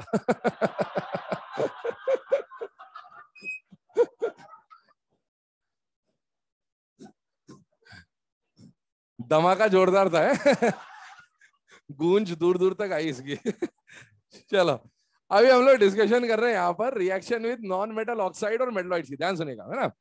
ये वाला जो पार्ट है सुनो, जब भी अभी पहला एक्शन सीक्वेंस खत्म हो गया कि भी जनाबे आलिया अटैक करा, कौशिक दा ने पीट पीट के उनको जानवरों जैसा बना दिया, MM जू चले गए और मारा था तो डिशुम डिशुम या पॉप साउंड, आगे बढ़िए। सेकंड सीन आया, अब कैमरा जूम कर दिया, अगले दिन की कहानी चल रही है। कौशिक दा को अब जेल में आप जानते हो हर किसी को कुछ ना कुछ टास्क दिया जाता है काम करने को ना। कौशिक दा को सबके कपड़े धोने का काम मिला था। किसका काम मिला था? कपड़े धोने का। तो कौशिक दा बड़ी शिद्दत के साथ कपड़े धोने पे लगे हुए थे, कपड़े धो रहे थे। तो क्या हुआ, जेल में सब अंबानी अडानी सब बराबर है, ठीक है। सुनो, अब कपड़े धोने में लगा हुआ, कपड़े धोने के लिए आप जानते हो वो वैसे धोबी घाट टाइप का बना होता है ना। तो ये कौशिक दा वहां पर कपड़े उठा उठा के धोबी घाट पे लगे हुए। इतने में पीछे से अटैक करने कौन आ गए? नॉन मेटल ऑक्साइड और हाँ